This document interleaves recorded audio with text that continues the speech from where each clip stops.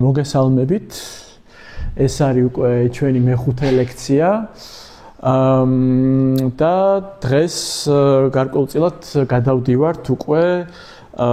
შეპირებულ მეორე საწყისზე იმისა, რასაც დავარქვით ქართული სოციალ-დემოკრატიის კულტურული საწყისები, ხო? ანუ წინა 4 ლექცია, 3 ლექციაზე მიმოვიხილეთ ნინოშვილის ფიგურა, მისი დაკრძალვა როგორც რაღაცის პირველი დიდი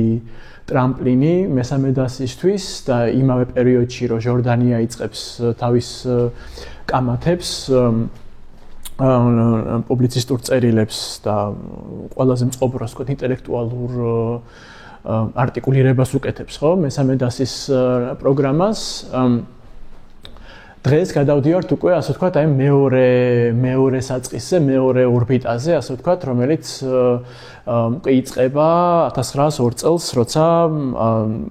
სოციალ-დემოკრატებისთვისვე სრულად მოულოდნელად გლეხები შემოდიან როგორც პოლიტიკური პროტაგონისტები პოლიტიკურ ასპარეზზე. და დგება ეს პირველი დიდი შეხვედრა და ალიანსი გურულ გლეხობასა და ასევე მეტწილად გურულ სოციალ-დემოკრატიულ ინტელიგენციას შორის. და როგორც ნინოშვილზე პირველი ლექცია იყო რაღაც ესეთი ფაზლივით, ხო, რომ რაღაც მიმოვფანტეთ, ასე ვთქვათ, უამრავნაირი მასალა, რომლითაც გავართულეთ, ასე ვთქვათ, ხო, ის საკითხი თუ საერთოდ ვინ იყო ეს ნინოშვილი და როგორი არაერთმნიშვნელოვანი არის, ხო, მის მემკვიდრეობას და საერთოდ ის თუ რა დატოვა მან. აი ესევე დღეს გთავაზობთ, რომ აი ამ 1902 წლის მოვლენებზე, რომლებიც რაღაც ლეგენდარული რაღაც რენომე შეიძინა, აი ესე დავფანტოთ ძალიან ბევრნაირი მასალა, ძალიან ბევრნაირ კვალს გავყვეთ და მე ვთქვათ უკვე შემდეგ ლექციაზე უკვე უშუალოდ უფრო აი გურიის რესპუბლიკა რასაც დაერქვა, ხო, 1905-6 წლების ფარგლებში, აი მაგ კონტექსტში უფრო ესე შეკრულად განვიხილოთ რა მოიტანა ამ გლეხების პოლიტიზაციამ და როგორ ჩამოყალიბდა საბოლოო ჯამში გლეხებს და ინტელიგენციას შორის აი რევოლუციურ მოძრაობაში ძალაუფლებრივი მიმართებები, ხო? ანუ აქ ახლა რაღაცნაირად ისევ ფაქტობრივად უბრალოდ კოორდინატებს მოვხაზავთ და იმედია ცოტა გავერთობით კიდევაც დეტექტიური სამუშაოსავით გამოვა. ხო, ანუ წინა ჯერებზე რა ხდება, ხო? ესე იგი, 1902 წლამდე მეტწილად 90-იანიდან მოყოლებული ეს სოციალ-დემოკრატი ინტელიგენცია მაინც უფრო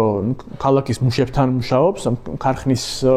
მუშებთან, თქვათ ბათუმში ცნობილი ისტორია რამიშვილს აქვს საკვირაო სკოლა და იქ როთშილდის ქარხანაში დასაქმებულ და სხვა მუშებს, ქართულ მუშებს ასწავლის წერა-კითხვას და ბევრ სხვა საგანს, თქვათ ჟორდანია ვნახეთ წინაზე რომ ავითარებს გაქალაქელების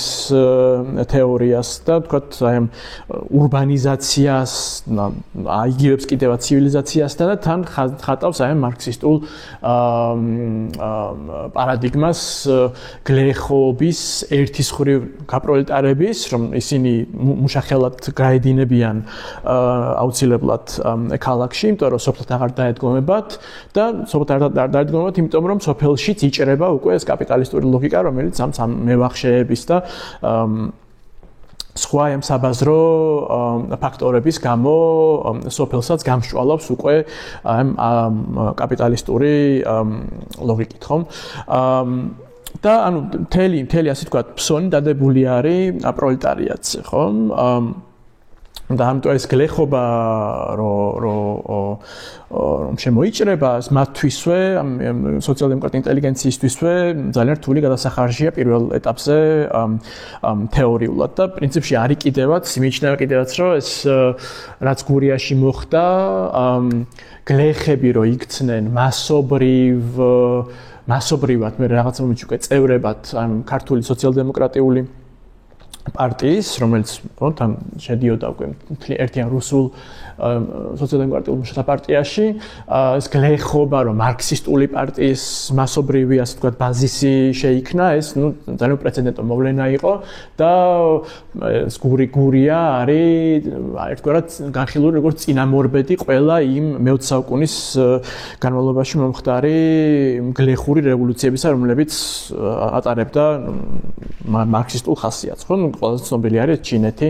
თავისი გამარჯვება. ხო, მაოიზმით და ასე შემდეგ, ხო? ამიტომ ამ ხრივაც ძალიან საინტერესოა რაც ხდება გურიაში. და რეალურად ეს გლეხების პოლიტიზაცია არის შეიძლება ითქვას ის მომენტი, როცა უკვე ამ ჩვენ სოციალ-დემოკრატიულ ისტორიაში ხალხი შემოდის მასობრივად, როგორც რაღაცა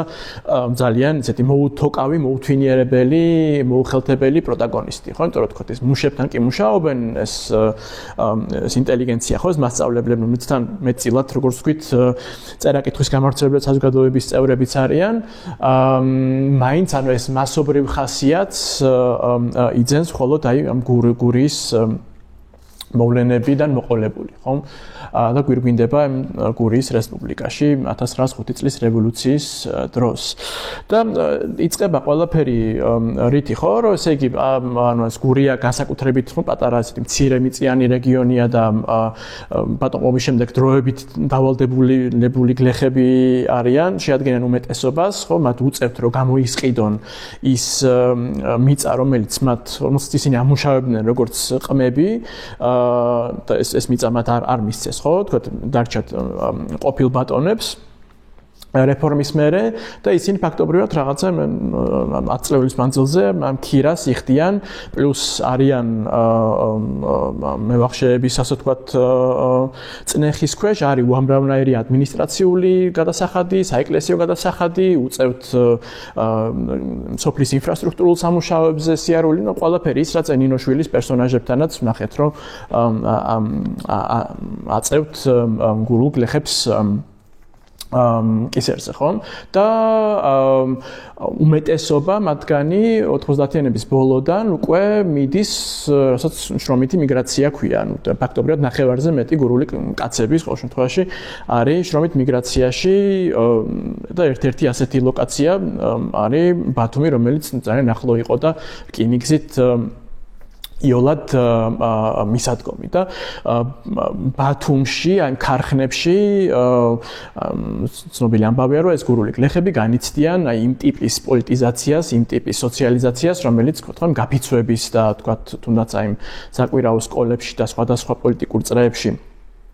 საკითხავ წრეებში მონაწილეობით მათ სცენს, ასე ვთქვათ, აი იმ ტიპის გამოცდილებას, რომელსაც მხოლოდ აი ქარხნულ ინდუსტრიულ სფეროში შეიძენ და ბათუმელი მუშა გადაიქცა აი გურიის სოფლებშიც ერთგვარ სიმბოლოდ ყველანაირად დაწინაურებული, შეგნებული შრომელი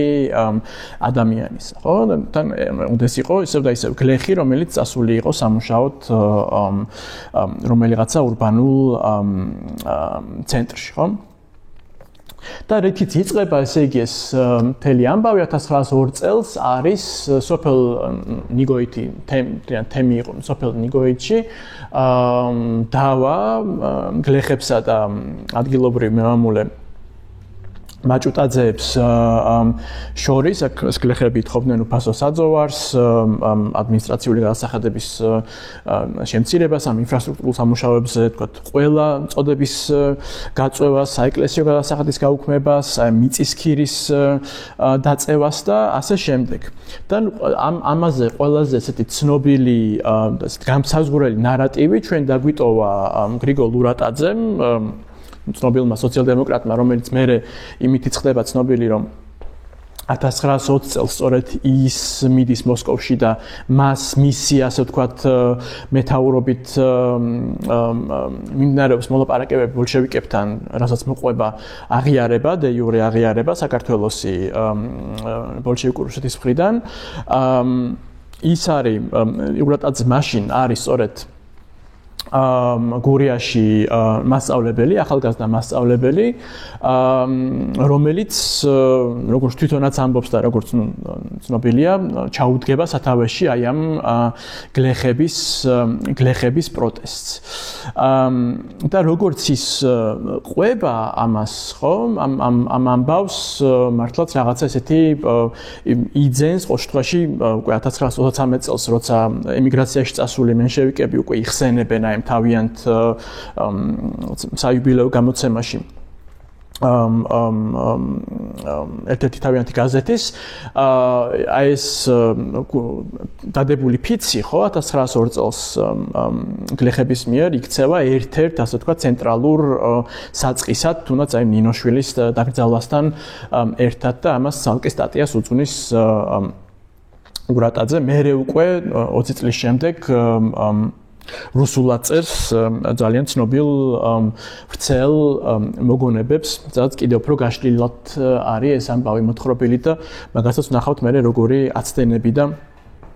რაღაცნაირი წინააღმდეგობრივობები არის ურატაძესავე ნარატივში, რაც საინტერესო ასე ვთქვათ სიმპტომებს გვაჩვენებს. და ანუ რა შვება ურატაძე, ხო? ანუ ესე იგი გვეუბნება რომ 1902 წელს გაზაფხულის ერთბნელ ღამეში ფაქტობრივად მთელმა ნიგოითმა ადგა და იმ გორაზე რომელსაც მერე ნაფიცვარა ეწოდაო დაიფიცა ესე იგი ძმობა ერთობა თავისუფლებაო, ხო? და ეს იყო პირველი ფიცი, ესე იგი რომელიც დადო გლეხობამ რო იბრძოლებდაო, ეს იყო პირველი შეხვედრაო სოციალ-დემოკრატიას და სოფლის მშრომელებს შორისო და აი აქ ჩაეყარა საფუძველი მოკლედ იმ კავშირს,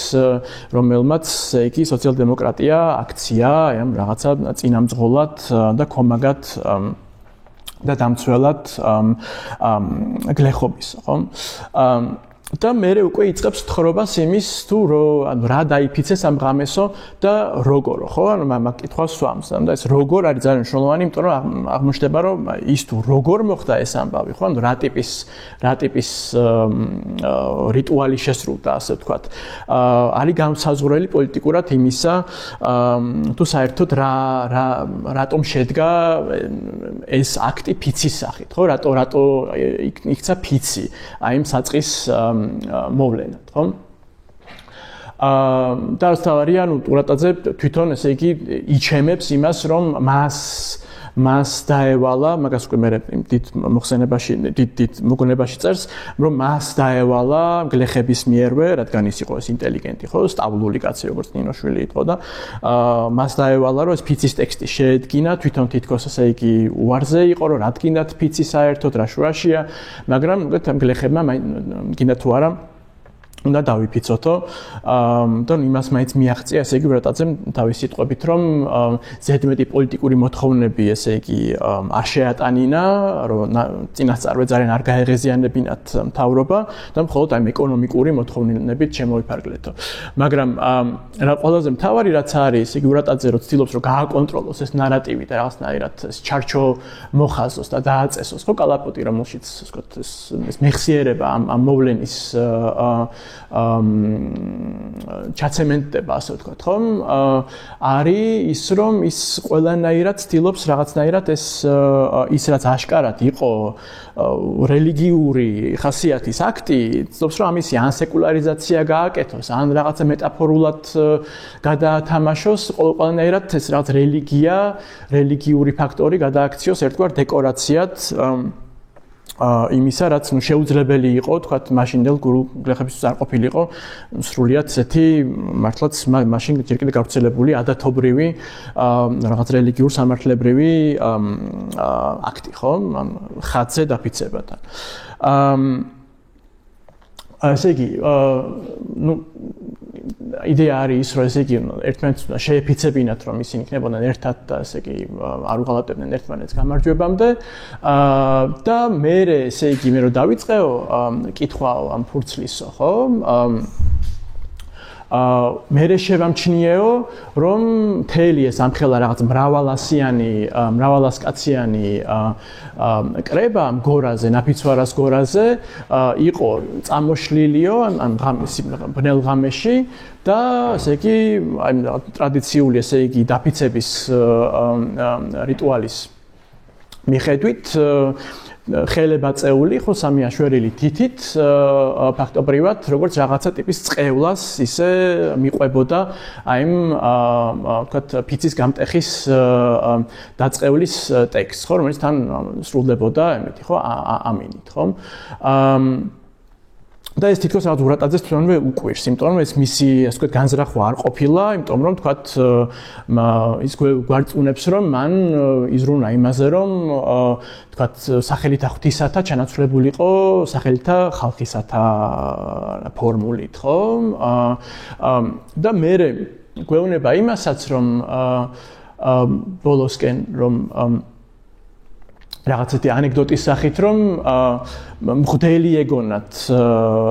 თვითონ ურატაძე იმის გამო რომ რაღაცა ძალიან დიდი ჩოხა ეცვა და იმ ღამეში არც არაფერი არ ჩანდა და თან ანუ კაცშვილმა არიცის ვის რა ესმოდა იმ ხელა პერიმეტრზე როცა ნუ საუბარია იმაზე რომ რაღაცა 500-700 ადამიანი შეიკრიბა ლამის ანუ ფაქტობრივად ნახევარი თემი და ანუ ეს ხმა ვრცელდება მერე რომ ესე იგი ვიღაცა მღვდელმა იგივე საზოგადოება მემამულეების წინააღმდეგ დააფიცა და ნუ ეს ძალიან დიდ ჩოჩქოლს ატეხს მაშინ ცარისტულ მთავრობაში და იწყება მოკლედ ნადირობა მღვდლებზე და ძიება დამნაშავეს, ხო? მაგრამ თავარი ანუ ისევ და ისევ აქ აშკარად არის ის რომ ჯერ ერთი რომ ანუ ის რომ მღვდელი იქნებოდა ადგილზე ამაში არაფერი გასაკვირი არ არის როგორც მე ეს ჩანს კიდევაც სხვადასხვა თუნდაც ცარისტული ჟანდარმერიის რეპორტებიდან ან თქვათ ვიღაცა ჟურნალისტების დაკვირვებიდან უკვე მე თქვათ გურის რესპუბლიკის უფრო ესეთ საჯარო ფაზაში ხო არამედ თავარი აქ არის ისევ და ისევ ის რომ ურატაძე მართლაც რაღაცა დეკორაციად მასკარადად ცდილობს გადააქციოს ის რაც ხო ანუ რეალურად იყო მართლა რელიგიური პრაქტიკა ხო რომელიც ფაქტობრივად იქ თუნდაც მისი ნების და მიუხედავად მისი განზრახვის და მიუხედავად მის მიერ აი ამ რაღაცა სეკულარიზებული ტექსტის და მიუხედავად იმ გლეხებმა შეასრულეს ისე და მიიღეს ისე როგორც ეს პრინციპში მათთვის ჩვეული უნდა ყოფილიყო ხო ეს ჩვეულებრივი ადათობრივი ფიცი თქვა მღვდლის წინამძღოლობით ხო თან თვითონ ურატაძე ესე იგი გვიანდელ მემუარებში მე იმას სულ ცდილობს რომ ეს ტექსტი რაღაცნაირად ანუ ის თუ რაზე დაიფიცეს ხო ანუ რა იყო ის შინაარსი რაზე დაიფიცეს სულ ცდილობს რომ ესე იგი ხაზი გაუსვას რომ ეს არ უნდა ყოფილიყო არც მარქსისტული რომ ნამეტანი გაუგებარია ყოფილიყო ახლა ხალხისთვისო და არც საეკლესიო რომ ახლა მარქსისტი რო ვარ ამ ხელაკაცი რას ქვია ისევ რაღაცა ღმერთზე აპელირება და ასე შემდეგ ხო მაგრამ ყოველ შემთხვევაში ნუ აი ტექსტში რაღაცა ესეთი ნაკვალევები რჩება, რომლებიც ბოლომდე მთლად კონტროლს არ ექვემდებარება, მით უმეტეს რომ მერე უკვე როცა შეადარებს ადამიანი ამ თვითონ ცარისტულ რაპორტებს, ხო? ყველგან არის მუდმივად იმაზე ხაზგასმა, რომ თვითონ აი ეს პროპაგანდისტები, რადგანაც ერქვა, ხო, ეს რევოლუციონერი აგიტატორები, ისინი თვითონ ადებინებდნენ სწორედ ხატის წინაშე ფიცს ყველა იმ დანარჩენ გურულ სოფელშიც სადაც ასე ვთქვათ გავრცელდა უკვე მერე ეს აი ეს საპროტესტო კოლექტიური ფიცი ხო კოლექტიური გაფიცვა მემამულეების წინააღმდეგ აი ნიგოეთის პრეცედენტის შემდეგ და იგივეს აბსოლუტურად ანუ რაც არ უნდა ურატაძემ ასე ვთქვათ ეს ხატი მიჩქმალოს ასე ვთქვათ იგივეს ამბობს 1930-იანების დასაწყისში რომ აგროვებენ უკვე მარქს ლენინ ენგელსის ინსტიტუტში აი ჯერ კიდევ ცოცხალი გურული მოძრაობის მონაწილე გლეხების მოგონებებს ხო აი ქარი მაგალითად ამაღლების თემიდან ამ გლეხების საერთო ასე ვთქვათ კოლექტიური გახსენების საღამო, რომელიც ჩანაწერებშიც ხედავთ, რომ ესე იგი სწორედ ღვთისმშობლის ხატზე მოხდა დაფიცება და ტექსტი იყო დაახლოებით ესეთი, რომ ესე იგი დედა შეერთოს ცოლად, მამამ შვილი მოკლას და ასე შემდეგ, ვინც დაარღვევს აი ამ შეკრების საიდუმლოებასო. და საინტერესო არის, რომ ფაქტობრივად ყველა გურული თემი არის წარმოდგენილი აი ამ მასალებში, რაც შეკრებილი აქვს იმელის აი პარტიული ისტორიის ინსტიტუტს, ზოგი თვითონ გლეხების მიერ დაწერილი, ზოგი თქვა ჩაწერილი ვიღაცა თანამშრომლების მიერ, თუ თქვა ის გლეხი არ იყო წერა-კითხვის მცოდნე, ზოგი კოლექტიური, ზოგი თქვა ინდივიდუალური ნაწერი არის და რაღაცა კითხვარებს მიყვებიან მოკლედ ეს გლეხები და ძალიან ბევრგან ურატაძე არის მართლაც მოხსენიებული როგორც ერთ-ერთი ასე ვთქვათ აქტივისტი, ხო, მაგრამ არცად არ არის ის მოხსენებული, მათ შორის ნიგოიჩიც კი, სადაც მას განსაკუთრებით ხშირად ახსენებენ, არ აქვს მას არსად იმ ტიპის აი ეს რაღაცა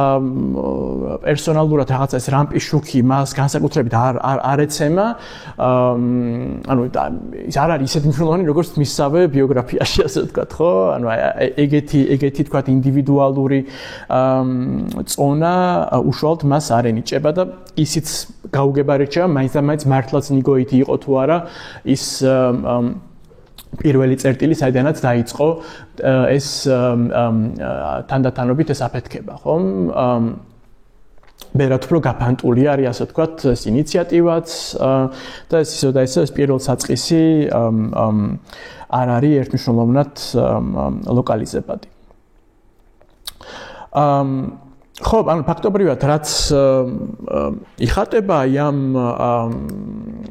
ურატაძის და ეს დანარჩენი თქვათ ეს цаრისტულ რაპორტებში და უშუალოდ მერე უკვე თვითონ გლეხების გვიანდელ მოგონებებში დასახული ნარატივი რაც არის, ხო, რომ ეგ რო რაღაცნაირად მოვაქციოთ კონსტელაციაში და ერთად ვცადოთ რომ განვიხილოთ. აღმოჩნდება რომ თქვა ურატაძე რამდენადაც ცდილობს რომ აი ეს ადამიანებს შორის ფიცი გადააქციოს წმინდად, ესეთ მართლა იმანენტურ, ხო, ანუ საზოგადოებრივ სრულიად ადამიანთა შორის ამ ქვეყნიურ რაღაცა აქტად, რომელშიც არავის და არაფერს არ შეფიცებს გარდა ერთმანეთისა, ხო, აი სწორედ ჰორიზონტალურად, რაც ხატის სახით შემოდის, როგორც ძალიან მნიშვნელოვანი წანაცვლება, ეს არის ის რომ უკვე ეს ღვთაებრივი ტრანსცენდენცია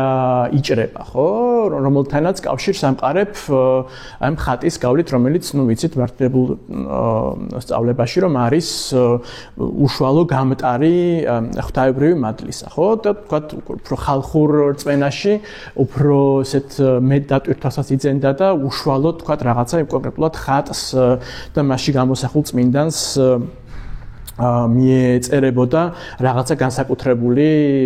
თვისებები, ხო? და თქვა ეს მერე განხილული იყო, იქ თქვა ვიღაცა რუსი ჩინოვნიკის მიერ, თუ იქ თქვა ოფიციალური ეკლესიის მიერ, თუ ვიღაცა ინტელიგენციის მიერ, როგორც ან ფეტიშიზმი, ან წარმართობა და კერძო აღმოსავლობა და თქვა არასწორი ქრისტიანობა, ხო? ხო, აი ეს არის ის, რაც ფაქტობრივად მოცემული გვაქვს როგორც პრობლემა აი ამ ტექსტების აი ამ კორპუსში, ხო, რომელიც ახლა რაღაცნაირად მოვხაზეთ და ანუ ეს იმიტომ არის მნიშვნელოვანი რეალურად, რომ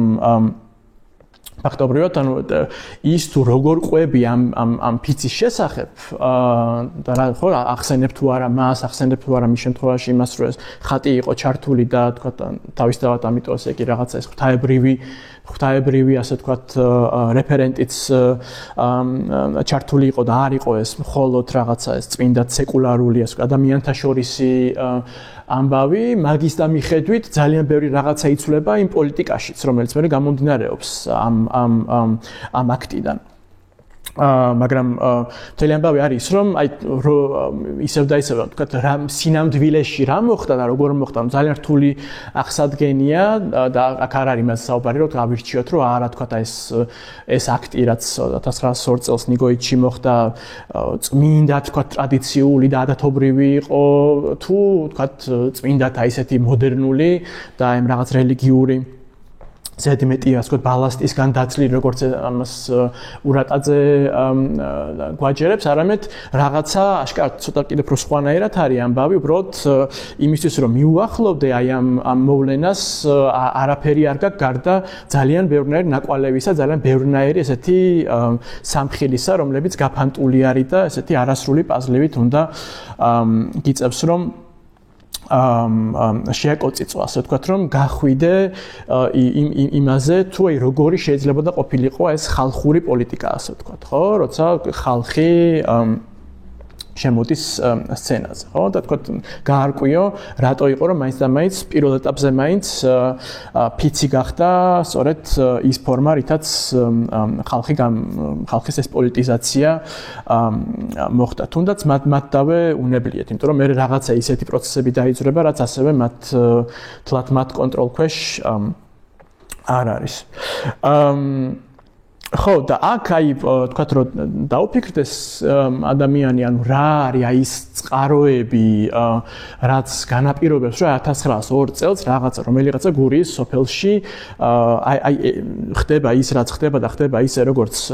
ხდება ეს შეგვიძლია რაღაც რამდენიმენაირი შრე გამოვყოთ რომ აი ეს რაღაცა პატარა ფაზლებით უკეთ ნაწილობრივ მაინც მოვხაზოთ პირველი ამბავი ეს არის ის რომ გვაქვს თვითონ აი ეს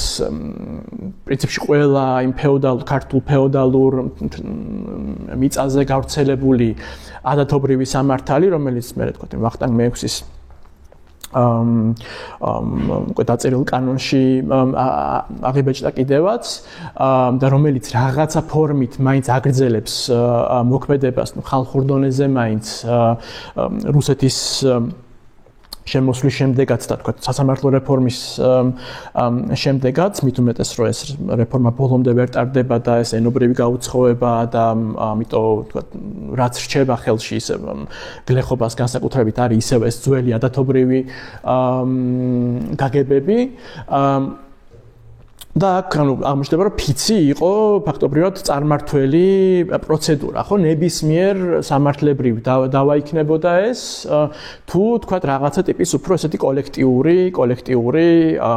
მობილიზაცია ხო თქვა რომ რაღაცა ბატონის წინააღმდეგ ან თქვა რაღაცა უფრო დიდი ესეთი გარეშე მტრის წინააღმდეგ დარაზმვის შემთხვევაში ხო ეს შეფიცვა იყო ისევ და ისევ ხატის წინაშე ის რითიც დგებოდა რაღაცა ტიპის ერთობა ან რითიც ადასტურებდი შენს სიმართლეს ხო და ვიცით ისიც რომ პრინციპში ფიცი არის ის ფორმა რომელსაც იძენს პირველი აი ის რასაც გაფიცვას ვეძახით დღეს ხო თქვა ეს ქალაქში ჩასული გლეხები რომლებიც იწყებენ ქარხნებში მუშაობას სწორედ აი რაღაცა ფიცის სახით ერთმანეთთან შეფიცვის სახით ერთვებიან იმ პროცედურაში რასაც ქვია გაფიცვა ისე რომ დღეს დიდწილად აღარც გვახსენდება ხოლმე რომ თქვა ამაში აი ეს ძველი რელიგიური ყაიდის ფიცი იგულისხმება. ოღონდ ისევ და ისევ, ანუ საინტერესო თქვა და ხო, მითხა თუ შევხედავთ იმას, რომ ესე იგი თქვა იგივე ბათუმშიც, ეგეთი ხალხი ჩადის, ხო, იმ ქარხნებში სამუშაოდ და 1902 წელს მერე ხდება ის ცნობილი დიდი გაფიცვა და ძალიან სისხლიანი გამოსვლები ბათუმში მუშების რის მერეც ძალიან ბევრს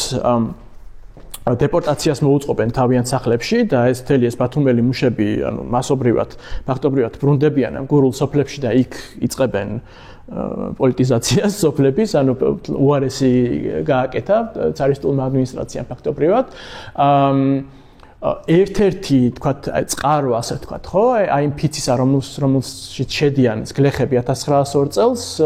ნიგოიჩი შეიძლება ითქვას რომ არის აი ის გამოცდილება რომელიც თქვა ბათუმიდან ჩამოიტანეს აი იმ ბათუმელ მუშებად წოდებულმა ბათუმში წასულმა ხო გლეხობამ ხო რომელიც ბრუნდება სოფელში დეპორტირებული. ოღონდ ისევ და ისევ ან რაღაცა მართლა წრიულ მოცემულობასთან გვაქვს საქმე გარკვეულწილად, იმიტომ რომ თუ თქვა გაფიცვა იმ სახით, ხო, თავისი მთელი ბოიკოტით იქნება ეს თუ რაღაცა ტიპის უფრო მწყობრად ფორმულირებული ეკონომიკური და რაღაც კლასობრივი, ასე ვთქვათ, ანტაგონიზმის ელემენტებით, რაც აშკარად იკვეთება აი მაჭუტაძეებთან ნიგოითელი გლეხების დავაში, მით უმეტეს ვთქვათ, ურატაძისნაირი პროპაგანდისტის ხელშეწყობით, აქ რა თქმა უნდა, ხო, შეიძლება თქვა, რომ აი ეს ბათუმში მოდერნიზებულმა, ასე ვთქვათ, მუშამ მას მერე რაც დაბრუნდა სოფელში, ჩაიტანა სოფელში აი ეს რაღაცა ახალი სინათლე, ხო, მაგრამ თუ გავითვალისწინებთ იმას, რომ თვითონ ის, ვთქვათ, გაფიცვა რა ფორმითაც მან ქალაქში ისწავლა, თვითონ მომდინარეობს აი ვთქვათ, სოფელში მის მიერ დასწავლილი აი მადათობრივი ფიციდან, ხო, ან რაღაცა ეს რაც ველობის ამბავი, ხო, რომ ჯერ ის იყო თუ მერე ის იყო, აღარც დგება საერთოდ, ხო? ანუ ხდება, თქვათ, არა იმდენად რაღაცა ეს სეკულარიზაცია, ვთქვათ, ხო, აი ადათობრივი რელიგიური ფიცისა უკვე რაღაცა წმინდად ადამიანურ გაფიცვაში, ხო, არამედ რაღაცა ტიპის ანუ ფუნქციის წანაცვლება ხდება უფრო ერთ და მეორეს შორის, ხო, ისე რომ არ გვაქვს მაინც და მაინც არ არის აუცილებელი იგულისხმებოდეს რაღაცა გასვლა, აი რელიგიური სფეროს მიღმა ან მისი უკან მოტოვება, ხო, როგორც ეს მე ჩანს კიდევაც უმეტესობა იმ დოკუმენტაციაში, იმ მასალებში, რაც თქვა, რაც დაგვიტოვეს გინდა აი ჟანდარმერიის შპიონებმა თუ თვითონ მე უკვე მოგვიანებით იმ გლეხებმა, ვისაც ახსენებინებენ ამ დასაწყის, ხო, გლეხური მოძრაობისა, ხო? მეორე ამბავი, აი მეორე წყარო, ასე ვთქვათ, ხო, რომ გამოვყოთ ამ შემთხვევაში,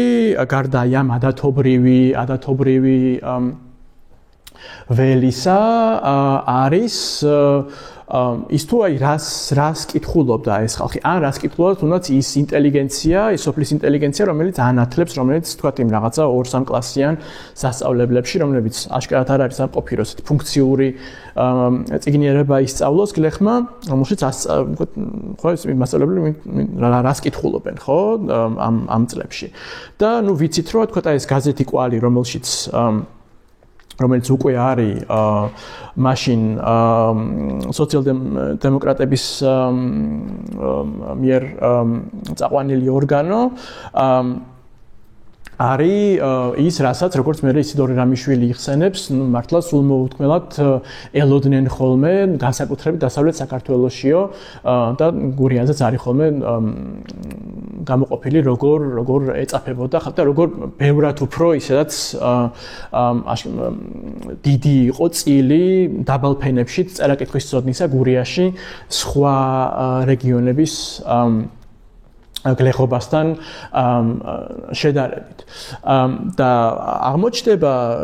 რომ 1902 წელს, სწორედ 1902 წლის იანვარ-თებერვალში, კვალში პირველად იბეჭდება ნინოშვილის რომანი ჯანყი გურიაში, პირველი 5 თავი სანამ ცენზურა შეაჩერებს ბეჭდვას, უწყინარი სათაურით სამწუხარო შედეგი, იმიტომ რომ ჯანყი გურიაში, ესე იგი, ნამეტანი ჯანყი გურიაშია. და ესე იგი, შეუძლებელია, რომ ეს არ ქონოდა საკითხული გინდურატაძეს და ნებისმიერ გლეხსაც ხელმოწიფებოდა კითხვა და თქვათ მე ვიცით, რომ როგორც წესი, თქვათ ეს გაზეთი რჩებოდა არა მარტო იმასთან, ვინც იყო წერა-კითხვისცოდნე, არამედ ხმამაღლაც კითხულობდნენ, როგორც რამიშვილიც მე ამბობს კიდევაც და ბევრი სხვა, ბევრად უფრო დიდ აუდიტორიას ფარავდა ეს თითო ეგზემპლარი გაზეთი. და იმითი არის საინტერესო ეს ნინოშვილის რომანი, რომელიცთან პრინციპში მისი პირველი დიდი ნაწარმოები არის სანამ თუნდაც მე გოგიაოიშვილს დაწერს როგორც თავის პირველ ცნობილ მოთხრობას და მერეში ყველაფერ დანარჩენს. ნიშანდობლივი არის, რომ აქ ნინოშვილი გვევლინება ფაქტობრივად ესეთ ქვემოდან ისტორიკოსად, ხო? აი ამ რაღაც უბრალო ხალხის მემატიანეთ, ანუ იქამდე სანამ რაღაცა ეს მეთოდოლოგია განვითარდება საერთოდ, ის აგროვებს გურულ გლეხობაში იმ ხალხში, ვინც ჯერ კიდე ცოცხალია და ვინც მოესწრო 1851 წლის აი ცნობილ პირველ გურულ აჯანყებას რუსების წინააღმდეგ, მათგან აგროვებს მოგონებებს, ამავე დროს ეწაფება, ესე იგი, აი ამ თვითონ საიმპერატორო ხელისუფლების მიერ გამოცემულ კრებულს ძალიან დიდარი მასალისა, მაშინდელი რაპორტების, ოქმების, ბრძანებულებების და ასე შემდეგ, რომლებშიც ასევე ძალიან ვრცლად არის განხილული 51 წლის მოვლენები თავისი მაშინდელი ფიცებით და ასე შემდეგ, რაც დებდნენ მაშინდელი აჯანყებულები. და ძალიან საინტერესოა როგორ აღწერს ნინოშვილი აი ამ ფიცის სცენებს, ასე ვთქვათ, იმიტომ რომ რამდენიმენაირი სცენა არის, იმიტომ რომ ერთის მხრივ და ეს არის ის ნაწილები, რომლებიც ხვდება აი იმ თავებში, პირველ თავებში, რომლებიც ასე ვთქვათ, გაიპარება, ხო, სანამ ცენზურა მეხუთე თავის მერე ჩახსნის გამოქვეყნებას, იმიტომ რომ ეს რაღაცა ფიცი იმთავითვე цаრისტული ადმინისტრაციისთვისაც იყო რაღაც წითელს უნთებდა, იმიტომ რომ ფიცი იყო ის ერთ-ერთი მთავარი ინსტრუმენტი, რითიც თვითონაც цаრისტული ხელისუფლება თავის აი ღვთივკურთხეული ლეგიტიმაციის მუდმივ კვლავ-წარმოებას ახდენდა, ხო? ფიცი იყო ის, რითიც შენ უმტკიცებდი, როგორც ქვეშევრდომი ლოიალობას цаრისტულ ხელისუფლებას, ფიცი იყო ის, რითიც თქვა იგივე გურია შეუერთდა და მერე თქვა მუდმივად რეგულარულად ხდებოდა ამ ფიცის განახლებით აი ამ რაღაცა ლოიალობის ხელახალი დადასტურება რეგიონში, რომელიც მაშინ იყო სასაზღვრო ზონა, აჭარის შემოერთებამდე, ხო? იყო ეს სასაზღვრო ზონა ოსმალეთთან, ხო? და ამიტომ განსაკუთრებით მძაფრად რეაგირებდა და ზაფრად მოიხმარდა იმ ქრისტიანულ პრაქტიკებს, ხო, იმისთვის რომ ეს თავისი პოლიტიკური მიკუთვნება აი ამ უფრო დიდი ქრისტიანული იმპერიისადმი დაემტკიცებინა, ხო? ოღონდ ამავდროულად ეს ფიცი ყოველთვის იყო ის რაღაცა სუბვერსიული ინსტრუმენტი, რომელსაც გურულები იყენებდნენ, როცა კი რაღაცა არ მოეწონებოდათ. და ფაქტობრივად გამოდის, რომ ეს 1902 წლისგან რაც იწყება მოვლენები არის ბოლო მოქმედება აი ამ ხანგრძლივი მრავალაწლეულიანი რაღაცა ტანგოსი, ხო? ამ იმპერიულ ხელისუფლებას და გურულებს შორის, რაც აი ფიცის გავლით, მოკლედ, ძალიან ურაზროვნად იყო სახეზე, ხო? რასაც შრება ნინოშვილი, ესე იგი, არის ის, რომ ის ერთის მხრივ აცოცხლებს აი ამ რაღაცა პოლიტიკურ მეხსიერებას, აი ამ ადათის, ხო, ფიცის ადათის, რაც 1902 წელს, თქვათ, მით უმეტეს ახლა მაშინ რო აშკარად უკვე აჭრილები რო არიან, ეს გლეხები, როცა წაიკითხავდნენ ამ ტექსტს, ძალიან, ასე ვთქვათ, სახელმძღვანელოდ მიიღებდნენ, რაღაცა მათაც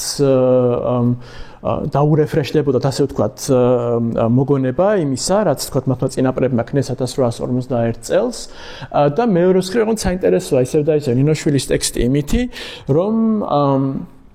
როგორც წინაჯერებზეც თქვით, ნინოშვილზე ლაპარაკისას, აი ეს ძალიან მკაფიოდ ჩანს ინტელიგენტური, აი ეს რაღაცა ეთნოგრაფიული მზერა იმაზე, თუ ხალხი რა შვრება, ხო? აი ეს რაღაცა რელიგიური რწმენებით გაჟღენთილი ხალხი რას აკეთებს და როგორ იქცევა და როგორ არ ეკუთვნის საკუთარ თავს, ხო? და ეს რაღაცა ისეთი ობიექტური, მოკლედ გასაგნებული სურათი გვაქვს, ხო? ანუ არის სცენა აი მღამით ეკლესიის ეზოში, რომელშიც ეს გურულები იკრიბებიან და პირველ ფიცდებენ, ხო, ეს ხატი არის დასვენებული მიწაზე, მღვდელი კითხულობს ფიცის ტექსტს, ანუ იდეაში მღვდელი ალბათ ერთ-ერთი ვინც კითხვა იცის,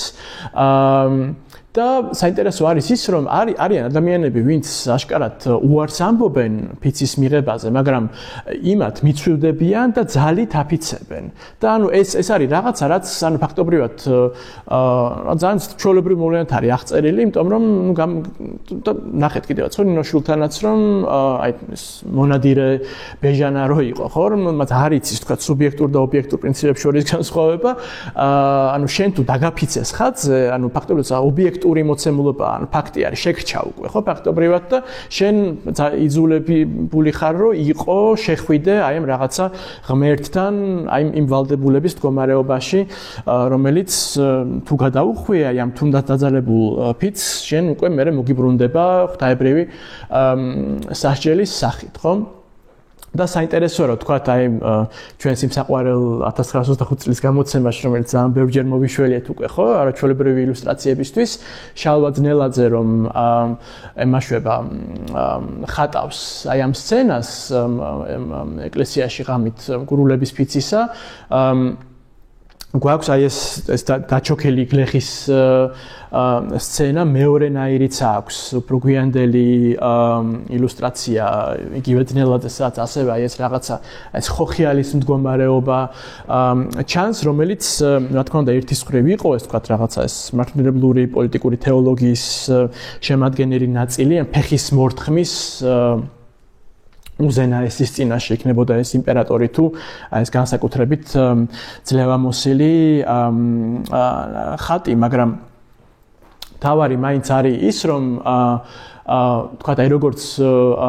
მე ალექსანდრე წუწუნავას ცნობილ ფილმში, ხო, ჯანყი გურიაში, რომელიც არის მართლა შედევრი ეკრანიზაცია ნინოშვილის რომანის 1929 წელს რაღაცა ტიპის აი ამ ილუსტრაციებში, აი ამ ვიზუალიზაციაში ცოტა დამამცირებლობის ელემენტიც არის, ხო, ეს თქვა ეს მოშორილი უკანალი იქნება თუ ეს რაღაცა ეს დაოთხილობა, ხო, ადამიანების აი ამ რაღაცა საგნის წინაშე, რომელიც მათზე ამხელა ძალაუფლებას ახორციელებს, ხო? და ფაქტობრივად აქ იხატებიან სუბიექტები, რომლებსაც ფილოსოფოსი ჩარლზ ტეილორი უწოდებს გამტარ სუბიექტებს, აი რაღაც არამოდერნულ სუბიექტებს, რომლებსაც არ აქვთ ჯავშანი, ხო? არ არიან თვითკმარები, არ არიან ზღუდე არ აქვთ, ხო? ის რაც თქვა აი თანამედროვე ტიპის რეფლექტირებულ საკუთარი თავის ბატონ-პატრონ რაც ბოლომდე ორ ფეხზე მდგომ სუბიექტს წესით აქვს, ხო? და სწორედ აი ესეთი რაღაცა ეს ჯავშანშემორტყმული მოდერნული სუბიექტი შემოყავს ნინოშვილს ინტელიგენტი გიორგის სახით, რომელიც აბსოლუტურად ანაქრონისტული ფიგურა არის 1850 წლის გურიისთვის, მაგრამ არ აუშავს, მაგრამ მაგას აჟღერებინებს ყველაფერი იმას, რაც თვითონ უნდა რომ თქვას რეალურად ნინოშვილმა. და ამ გიორგისთან, როგორც ნასწავლ კაცთან მიდიან გურულები და უნდათ რომ მისგან რჩევა მოისმინონ, როგორც სწავლული კაცისგან, მაგრამ ეუბნებიან რომ ჯერო უნდაო ფიცი დადო ხატზეო, რომელსაც ამოაძვრენს უბისჯებიდან ერთ-ერთი გურული. და ნუ არ ესმის ამ გიორგის, იმიტომ რომ ხო მენდობითო, ხო, ანუ რა გვინდაო ახლა ფიცი და ესეთი ცერემონიებიო. მაგრამ არა საგვეყნო ამბავი არის და უნდა დაიფიცო აუცილებლად. და ნუ ფიცის ტექსტი არის ის რაც ვთქვათ, როგორც ჩანს ეკლესიის სცენაში მღვდელი კითხულობს, ამას უკვე გიორგი თვითონ კითხულობს, გიორგიც არის ის პერსონაჟი, ვინც კითხვა იცის. ფიცის ტექსტი არის ის, რომ ასე თუ ის დაასმენს, ხო, ან გასცემს აი ამ საიდუმლო კრებას, ეს ფიცი მას შეშლის, ხო, ეს ხატი მას ჭკუიდან გადააცდენს, ხო? და აქაც ოღონდ იმისთვის რომ აჩვენოს ნინოშვილმა რომ ეს გიორგი რაღაცა სხვანაირი ტიპი არის და არ არის აი ის გამტარი, ასე ვთქვათ, ნახევრად ცხოველივით სუბიექტი, როგორც აი ეს დანარჩენი, ესენი გლეხები, ხო? ესეთ სცენას ხატავს, რომ ესე გიორგი მაშინალურად აკოცებს ხატს, იმიტომ რომ აიძულებენ მიუტანენ პირთან და მერე აგრძელებს ამ თავის ლაპარაკს და ვთქვათ, იძლევა მერე უკვე რჩევებს და მთელ ამბავს, ხო? და აქაც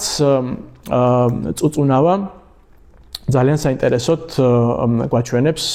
ძალიან საინტერესო ვიზუალიზაცია აქვს. ეს არის თქვა ის რაც არის ხატი, ანუ ხო ჯვრის ფორმის, მაგრამ ანუ მე ვნახავთ კიდევაც რომ ესეც თქვა ხატად ხატი იგულისხმებოდა ამაში, ხო? ჯვრის ფორმის დიდ ინვენტარში. და ეს წუწუნავას ფილმიდან სცენა, რომელშიც ფაქტობრივად ეს თვითონ გლეხი, ვისაც უჭირავს ეს ხატი, თვითონ მიუტანს პირთან და აიძულებს გიორგის რომ მიედოს ეს ხატი მიედოს თვითონ მას ტუჩებზე რომ ეს ობიექტური კონტაქტი და ეს რაღაც გარდაუვალი ვალდებულობის ფაქტორი შედგეს, ხო? იმიტომ რომ თქვა გიორგი მაშინალურად აკოცაო ხატსო, ეს როგორც ჩანს მე რთული იქნებოდა, რთული დასადგმელი იქნებოდა, როგორ გინდა რომ აჩვენო რომ მაშინალური იყო თუ არა მაშინალური იყო ეს შენი კოცნა, ხო? ამიტომ ეს გიორგი გაშეშებული არის და თვითონ ეს გლეხი ემაშვება, ხო? მიაბჯენს ამ ხატს გიორგის ტუჩებზე. და ანუ რატო არის საინტერესო ეს ყველაფერი რომ ანუ ერთის მხრივ თქვა და ნინოშვილი რასაც აკეთებს ამ რომანში ხო აი ამ ტიპის ეთნოგრაფიული ექსპოზიციით ხო აი ამ ხატზე ფიცის სცენებით არის ფაქტობრივად შეიძლება ითქვას ერთის მხრივ გურულებისთვის ვისაც თქვა 1902 წელს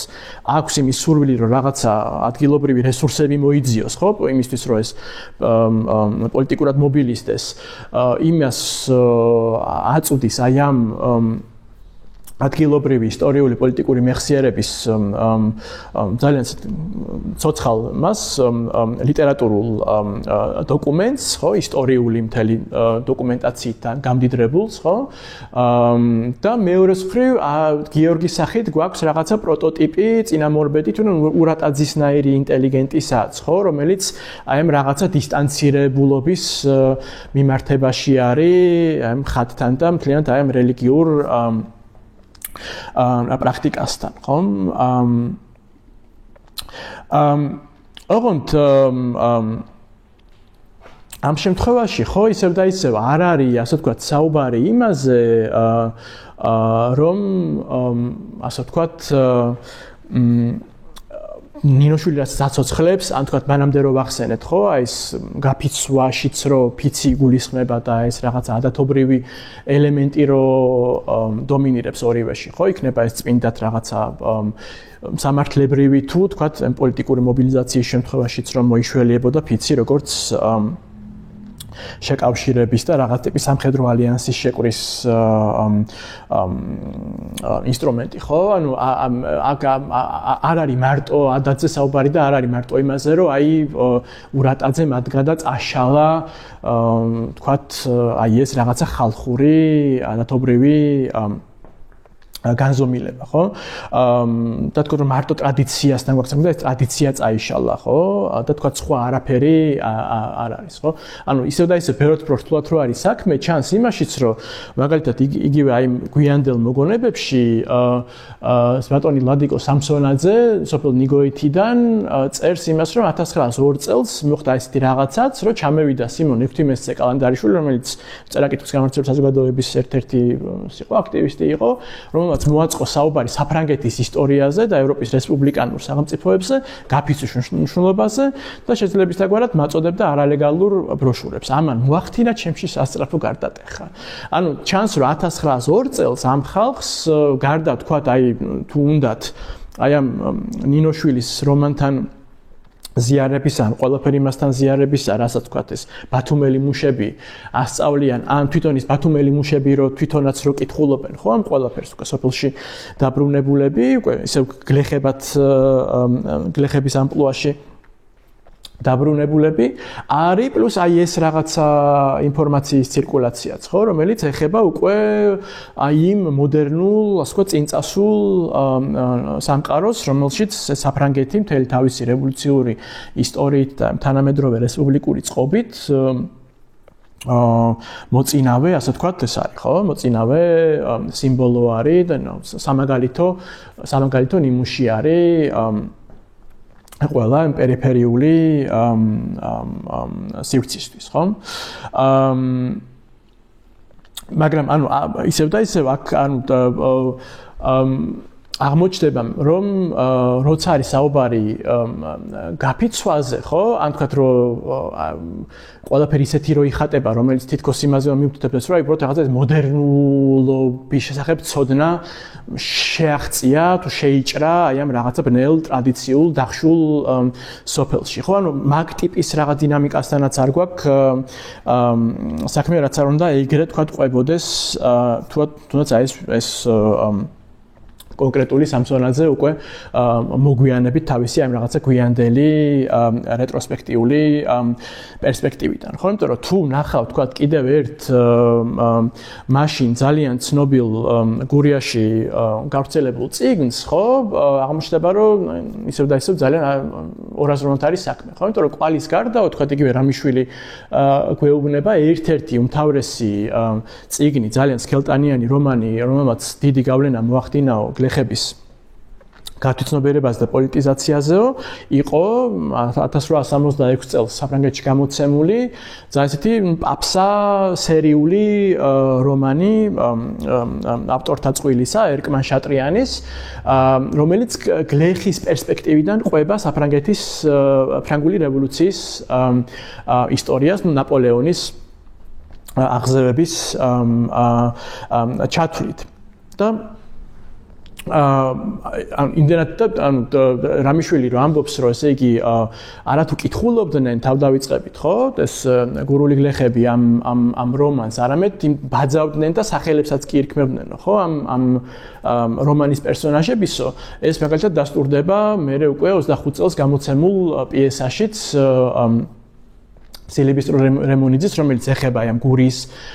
რევოლუციურ მოვლენებს სადაც დაწყიში ზის ეს ახალგაზრდა გოგო მოსწავლე ლიზა გურიის სოფელში კითხულობს სწორედ გლეხკაცის ისტორიას და ნახტოვანებულია ამ ტიპაჟებით ხო იქნება ეს მარგალიტა თუ ეს მიშელი რომელსაც ივანე მაჭავარიანი თარგმნის მიხოს სახელით ხო და აი მოკლედ ძალიან საინტერესო არის რომ შევეხოთ აი ამ რომანს თვითონ იმიტომ რომ და მის თარგმანს ივანე მაჭავარიანის თარგმანს რომელიც მოამბეში ჩვენთვის უკვე ნაცნობ მოამბეში გამოდის 1896 წლიდან ესეთ ძალიან ვრცელ სერიად ანუ ის თარგმანის პოლიტიკა რასაც ატარებს მაჭავარიანი რომელიც მართლა სულად გენიალურად თარგმნის და თან რაღაც ადაპტაციას უკეთებს აი ამ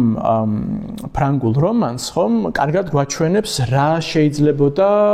როგორ შეიძლებოდა ეს რომანიც გამხდარიყო რაღაც ტიპის პოლიტიზაციის მასაზრდოებელი აი ამ გურული გლეხებისთვის ხომ ანუ ეს არის ნაწერი რომელიც დაწერილია ესე გლეხის პერსპექტივიდან როგორც ვთქვით რომელშიც ეს გლეხი ვინც ყვება პირველ პირში უკვე დაბერებული გეუბნება რომ ეს რევოლუცია არ გათავებულა რაც არ უნდა თქვა 1789 წელს დაწყებულიყო და მერე თითქოს ნაპოლეონით დამთავრებულიყო და რაც არ უნდა მე თქვა მომპოვებინა სამოქალაქო უფლება კერძო საკუთრება და ასე შემდეგ ანუ ეს ისტორია გრძელდება ასე ვთქვათ ხო და ამას რო კითხულობს მე-20 საუკუნის დაწყისში თუ მე-19-ის ბოლოს გურული გლეხი აი ძალიან ნიშანდობლივი არის როგორ ახდენს მაჭავარიანი გადმოთარგმნას ამ ფრანგული ისტორიული რეალობის დამიწებას ქართულ გლეხურ ასე ვთქვათ სინამდვილეში ხო ჯერ ეს ერთი რომ თვითონ რუსებთანაც წინა წლეულებში ამ ხალხოსნურ მოძრაობაში ეს გლეხკაცის ისტორია იყო ერთ-ერთი მთავარი რომანი რომელიც რაღაც ადაპტირებულ შემოკლებულ ვარიანტსაც იყენებდნენ ეს ხალხოსანი აქტივისტები რომ გლეხებისთვის ეკადაგათ და იქ ხდებოდა თქვათ როგორც ამ ქართულ ვარიანტში რომ მიშელი რომ იხო ხდება ისევე ხდებოდა თქვათ გარუსება მიხაილოთ გადაიქცევა ის მიხო და შოველევი არის და ასე შემდეგ და როგორც ძალიან პოპულარული იყო და იქიდან გადმოვიდა თქვათ ქართველებთანაც ეს იდეა რომ თარგმნილი იყო ეს ტექსტი ოღონდ მთელი ამბავი არის ის რომ რომ შევამოკლო უბრალოდ ახლა ეს ძალიან არ გამიგრძელდეს ესე იგი მაჭავარიანი მაგალითად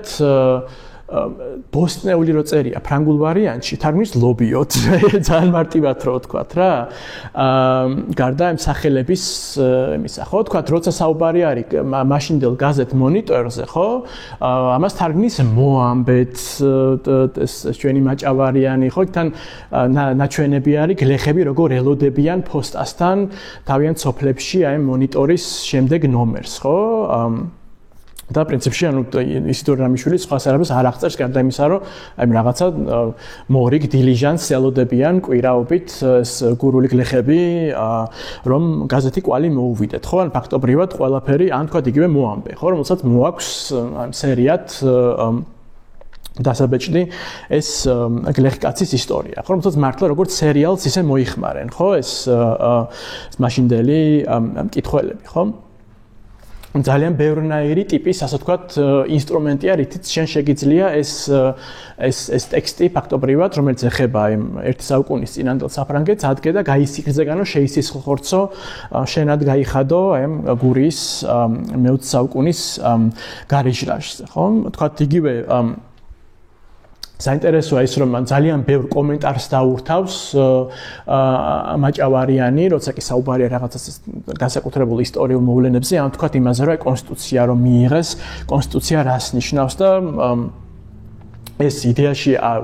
ცენზურას არ უნდა გაპარვოდა, მაგრამ თვითონ მე მაჭავარიანი იგონებს, რომ თარგმანებს არ აქცევდაო ცენზურა იმ ხელად მნიშვნელობასო და ამიტომ გაეპარათო ყველანაირი ესეთი კომენტარიც და მთლიანად ეს ტექსტი, რომელიც აღმოჩნდა, რომ იყო აბსოლუტურად ფეთქებადი, ასე ვთქვათ, მნიშვნელობის. და ძალიან ხშირი არის ამ ტექსტში, ისე როგორც საფრანგეთის რევოლუციაში ძალიან ხშირი იყო ფიცთან დაკავშირებული რაღაც აქტები, ხო? ან თქვათ აი ფედერაციის დღესასწაული, რასაც ქვია, ხო? ეს Fête de la Fédération და Le Fédéré რო იყვნენ ეს ფედერირებულები, ხო? ეს ანუ ამაში გულისხმება შეფიცულობა, ხო? და ამას თარგმნის კიდევაც, ისე როგორც ყველაფერს სხვას, რაც კი ხელთ მოხდება, თქვათ, როცა ფრატერნიზაციაზე არის, დაძმობილებაზე არის, თქვათ, ერთმანეთის წრებად შერაცხულ თქვათ ფრანგ და ეგ გერმანელ ჯარისკაცებს შორის ამასაც თქვათ შეფიცვად თარგმნის მაჭავარიანი და რაც თავარია შემოყავს ის რაღაცა ინვენტარი რომელიც უბრალოდ შეუძლებელია არსებულიყო ფრანგულ რომანში, იმიტომ რომ ფრანგული რეალობის ნაწილი ვერ იქნებოდა ვერანაირად და ეს არის რა თქმა უნდა ჩვენი მეგობარი ხატი, ხო, რომელიც ყველანაირი соусით, ყველანაირად, ანუ თან ისე რომ ეს ორიგინალში უბრალოდ ანუ მართლა არ გვხდება არის ჩასმული მაჭავარიანის მიერ ისე როგორც ძალიან ბევრი რაღაცა არის აი ამ ადაპტირებულ თარგმანში განვრცობილი და ბევრად უფრო გაკეთილშობილებული ლიტერატურულად მაჭავარიანის მიერ ვიდრე ის ძალიან ისეთი სრულიად სტერილური ფრანგული მთელი თავისი თქვათ იმითი რომ ეს გლეხები ამ ფრანგულ ორიგინალში ლაპარაკობენ ჩვეულებრივი სტანდარტული ფრანგულით და მასში ქართულში ქართლელი გლეხის კილოზე უქცევენ მართლა საოცარი სახის გადმოტანა არის ქართულ რეალობაში აი ამ ფრანგული სინამდვილის. და ანუ ყველაფერი ანუ იმ დონემდე არის ხო ეს რაღაც ტიპის გაქართულება ხო რომ მაგალითად ეს მარგარიტას წერილი რომ მოდის პარიზიდან რომელიც აღწერს იქაურ რევოლუციურ მოვლენებს ესე იგი ეს ნათლია მიხოს ეუბნება რომ მიხო გაიქეთ წერილი ჩამოარბენინე ხომ იცი ხატებს უკან დევს ხო ან რა ხატებს უკან დევს როცა უბრალოდ არ არსებობს არანაირი ხატი თქვა არც ფრანგი გლეხისთვის და არც ზოგადად კათოლიკური სამყაროსთვის, ხო? ანუ აქაც რეალურად რატო აღწერ ახლა ამ ასე დაწვრილებით აი ამ ყველაფერს ხო რომ ანუ ის რასახითაც თქვა შემოდის თუნდაც აი ეს მოდერნული ფრანგული რევოლუციური რესპუბლიკური პროექტი ხო აღმოჩნდება რომ ამას შემოაქვს არა მაინც და მაინც თქვა რაღაცა ტიპის რა ვიცი ათეიზმი თუ რაღაც მეცნიერული ათეიზმი თუ რაც გვინდა ის დავარქვათ არამედ აბსოლუტურად თავსებადი და შერწყმადი ხდება აი ამ გურული გლეხის ადათობრივ მხატზე ფიცის და სხვა ესეთ ადათობრივ ელემენტებზე აგებულ სამყაროსთან ხო და რაღაცა ისეთ სიმბიოზს ქმნის რომელიც სრულიად უსხლტება აი ამ რაღაცა ტრადიციულობა მოდერნულობას შორის ამ ბინარულ გაყოფას ხო მას შეუძლია ეზიაროს აი ამ რევოლუციურ იდეალებს ისე რომ ეს იმ თავითვე გაჟივებული იყოს და შეიცავდეს აი ამ გურულ რელიგიურ ადათს ხო ეს რაღაცა გამიჯვნა ფაქტობრივად მარტო თქვა ურატაძისნაირ ინტელიგენტის შემთხვევაში იძენს რაღაცა ტიპის აუცილებლობას ხო იმიტომ რომ ეს ან თქვა ნინოშვილი როგორც აი დისტანცირებას რო აღწერს ხო ხატისგან რო თავით და თვითონაც რო ობიექტური მზერით რო უყურებს და მე გიორგი რო არის შიგნით აღწერაში ჩაშენებული კი დამატებით დისტანცირების სიმბოლო ხო აი ამ ხატისგან აი ამ ინტელიგენტების გარდა ვინც თვითონვე ცდილობენ რომ თავიანთ აი ამ გურულ გლეხურას თქვა წარმომავლობას გაემიჯნონ თუ რაღაცნაირად ერთი თავით მაღლა დადგნენ ხო და ეს რაღაც სოციალური მობილობა ამითი დაადასტურონ თავიანთი თქო სხვა შემთხვევაში თვითონ ამ გურულ გლეხს აშკარად არანაირი პრობლემა არ ექნებოდა იმასთან რომ თქვა თავის დაერქმია რაღაცა ფრანგი მიიხოს სახელი და რაღაცა ტიპის პოლიტიზაციაში ჩართულიყო ისე რომ ეს ყველაფერი ყოფილიყო გამყარებული ხატზე ფიცებით. აი ეს არის ის კომპონენტები ხო რომლებიც შეგვიძლია ასე ვთქვათ აი 1902 წელს რო ვიღებთ როგორც რაღაცა საწყის ხო როცა აი ნიგოიჩი რაღაცა ხდება როგორ გადაკვეთს ერთმანეთს ეს ძალიან ბევრნაირი ფაქტორი ხო ეს ბათუმიდან გაფიცული მუშების დაბრუნება იქნება ნინოშვილის გამოცემა იქნება თუ აი ის ვიღაცა კალანდარიშვილის აგიტაცია გლეხებს შორის საფრანგეთის თაობაზე და თქვათ ეს გლეხკაცის ისტორიაც რომ აშკარად ისეთი გავლენიანი იყო უკვე იმ წლებში და ეს ყველაფერი რაღაცნაირად შეგვიძლია ვთქვათ და გარდა აი ადათობრივი სამართლებრივი ფიცის მექანიზმისა ეს ყველაფერი არის ის რაც მსჭვალავს აი ამ ფიცის ლეგენდარულ მოვლენას ხო ანუ როგორც ხედავთ, ანუ შეგვიძლია ვივარაუდოთ მაინც, ხო? ისევ და ისევ პრეტენზია არ გქონდეს, რომ რაღაცა აი პირდაპირ წუდებით თქვათ მაშინდელ რეალობას, ხო? ისე როგორც იყო, მაინც შეგვიძლია დავასკვნათ, რომ ეს გლეხობის პოლიტიზაციას რო აქვს ადგილი, ის აი მომენტში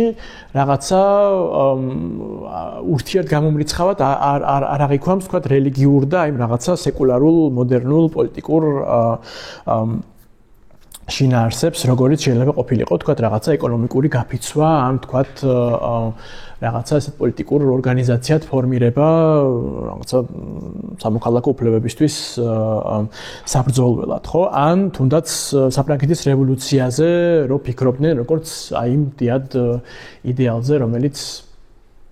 ევროპიდან მათ ისწავლეს, ინტელიგენტების მიერ ვთქვათ შემოწოდებული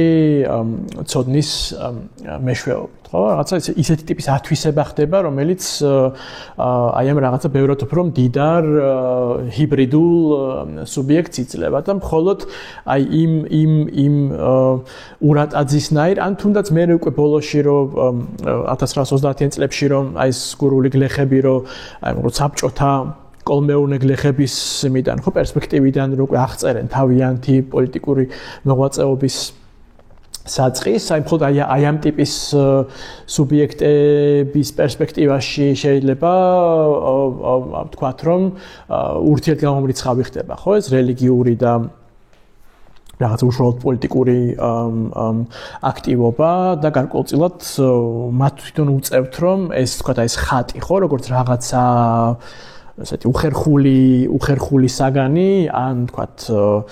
გააქრონ ნარატივიდან ან რაღაცა დაიქვემდება რომ და თქვან რომ ეს ახლა ძველი ამბავია იმიტომ რომ მაშინ ხალხი ბნელი იყო ან რაღაცა თქვათ ეს ფიციც უფრო ესეთ მეტაფორულად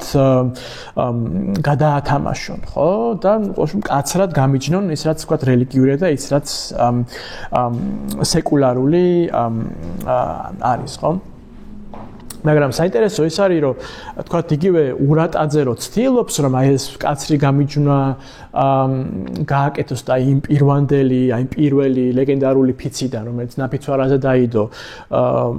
განდევნის ხო ხატს და მაქსიმალურად აკონტროლებს აი ტექსტის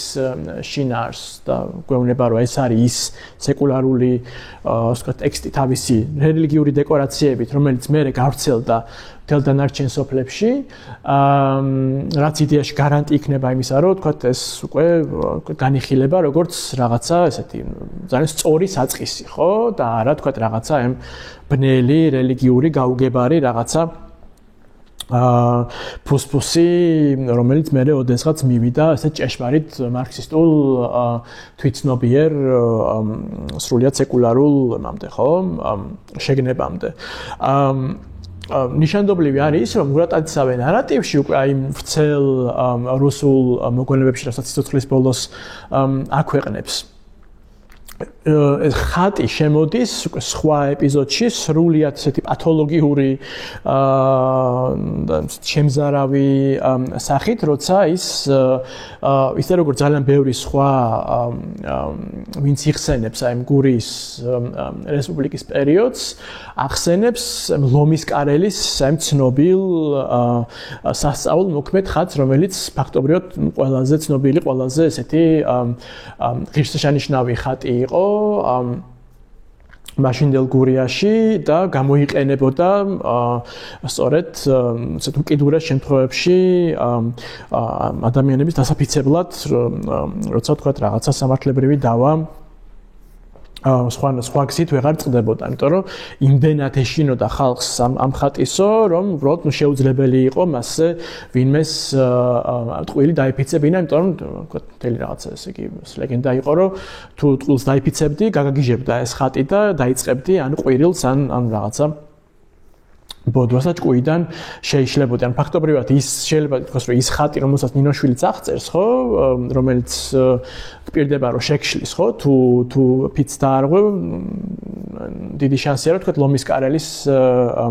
ლომის კარელი იყოს მისი პროტოტიპი, თუმცა ძალიან ბუნდოვანი არის წარმომავლობა მთელი ისტორია ამ ხატის და იდეაში ვიცით რომ ეს ხატი სწორედ ჯვრის ფორმის იყო როგორც უწუნავა თქვა ჯანყი გურიაში თავის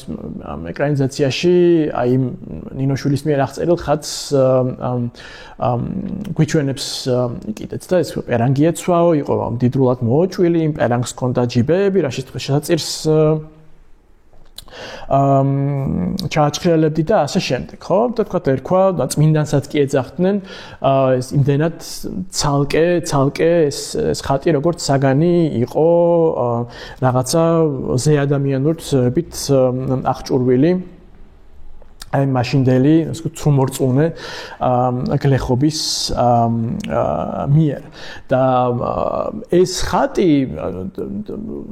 ფაქტობრივად ყველა მაშინ ყველასთან ვინც იხსენებს აი ამ გურიის რევოლუციურ პერიოდს ეს ხატი ძალიან ცუდ როლსაც თამაშობს იმიტომ რომ ადმინისტრაციამ რო იცის გურულების აი ესეთი ღვთისმოსაობა და მოწიწება განსაკუთრებით ამ ლომის კარელის ხატის წინაშე ისინი იყენებენ ამ ხატს იმისთვის რომ აიძულონ დაფიცება ამ გლეხებს და ამ ფიცის ქვეშ გაათქმევინონ თქვათ სადღაც აქათუიქ დამალული რევოლუციონერების ადგილ მდებარეობა ხო და ისევ ანუ ფაქტობრივად ანუ გვაქვს მოცემულობა რომ ანუ იძულებით შეგიძლია ადამიანი დააფიცო და ნუ ის ფაქტობრივად მიხოთ იმის რომ შეიძლება არ უნდოდეს შანსი არ რჩება, რომ ასე ვთქვათ, რაღაცა ნიჩვრიტი გააკეთოს და რაღაცა ვთქვათ, მოგატყუოს და არც ვთქვათ, ხატის წინაშე მტყუანი არ გამოდგეს, ხო? და ამიტომ ძალიან ბევრი, ასე ვთქვათ, რევოლუციონერი გაიცა სწორედ აი ამ გზით და გადაწყდება, რომ ეს ხატი გააქრონ, ასე ვთქვათ, და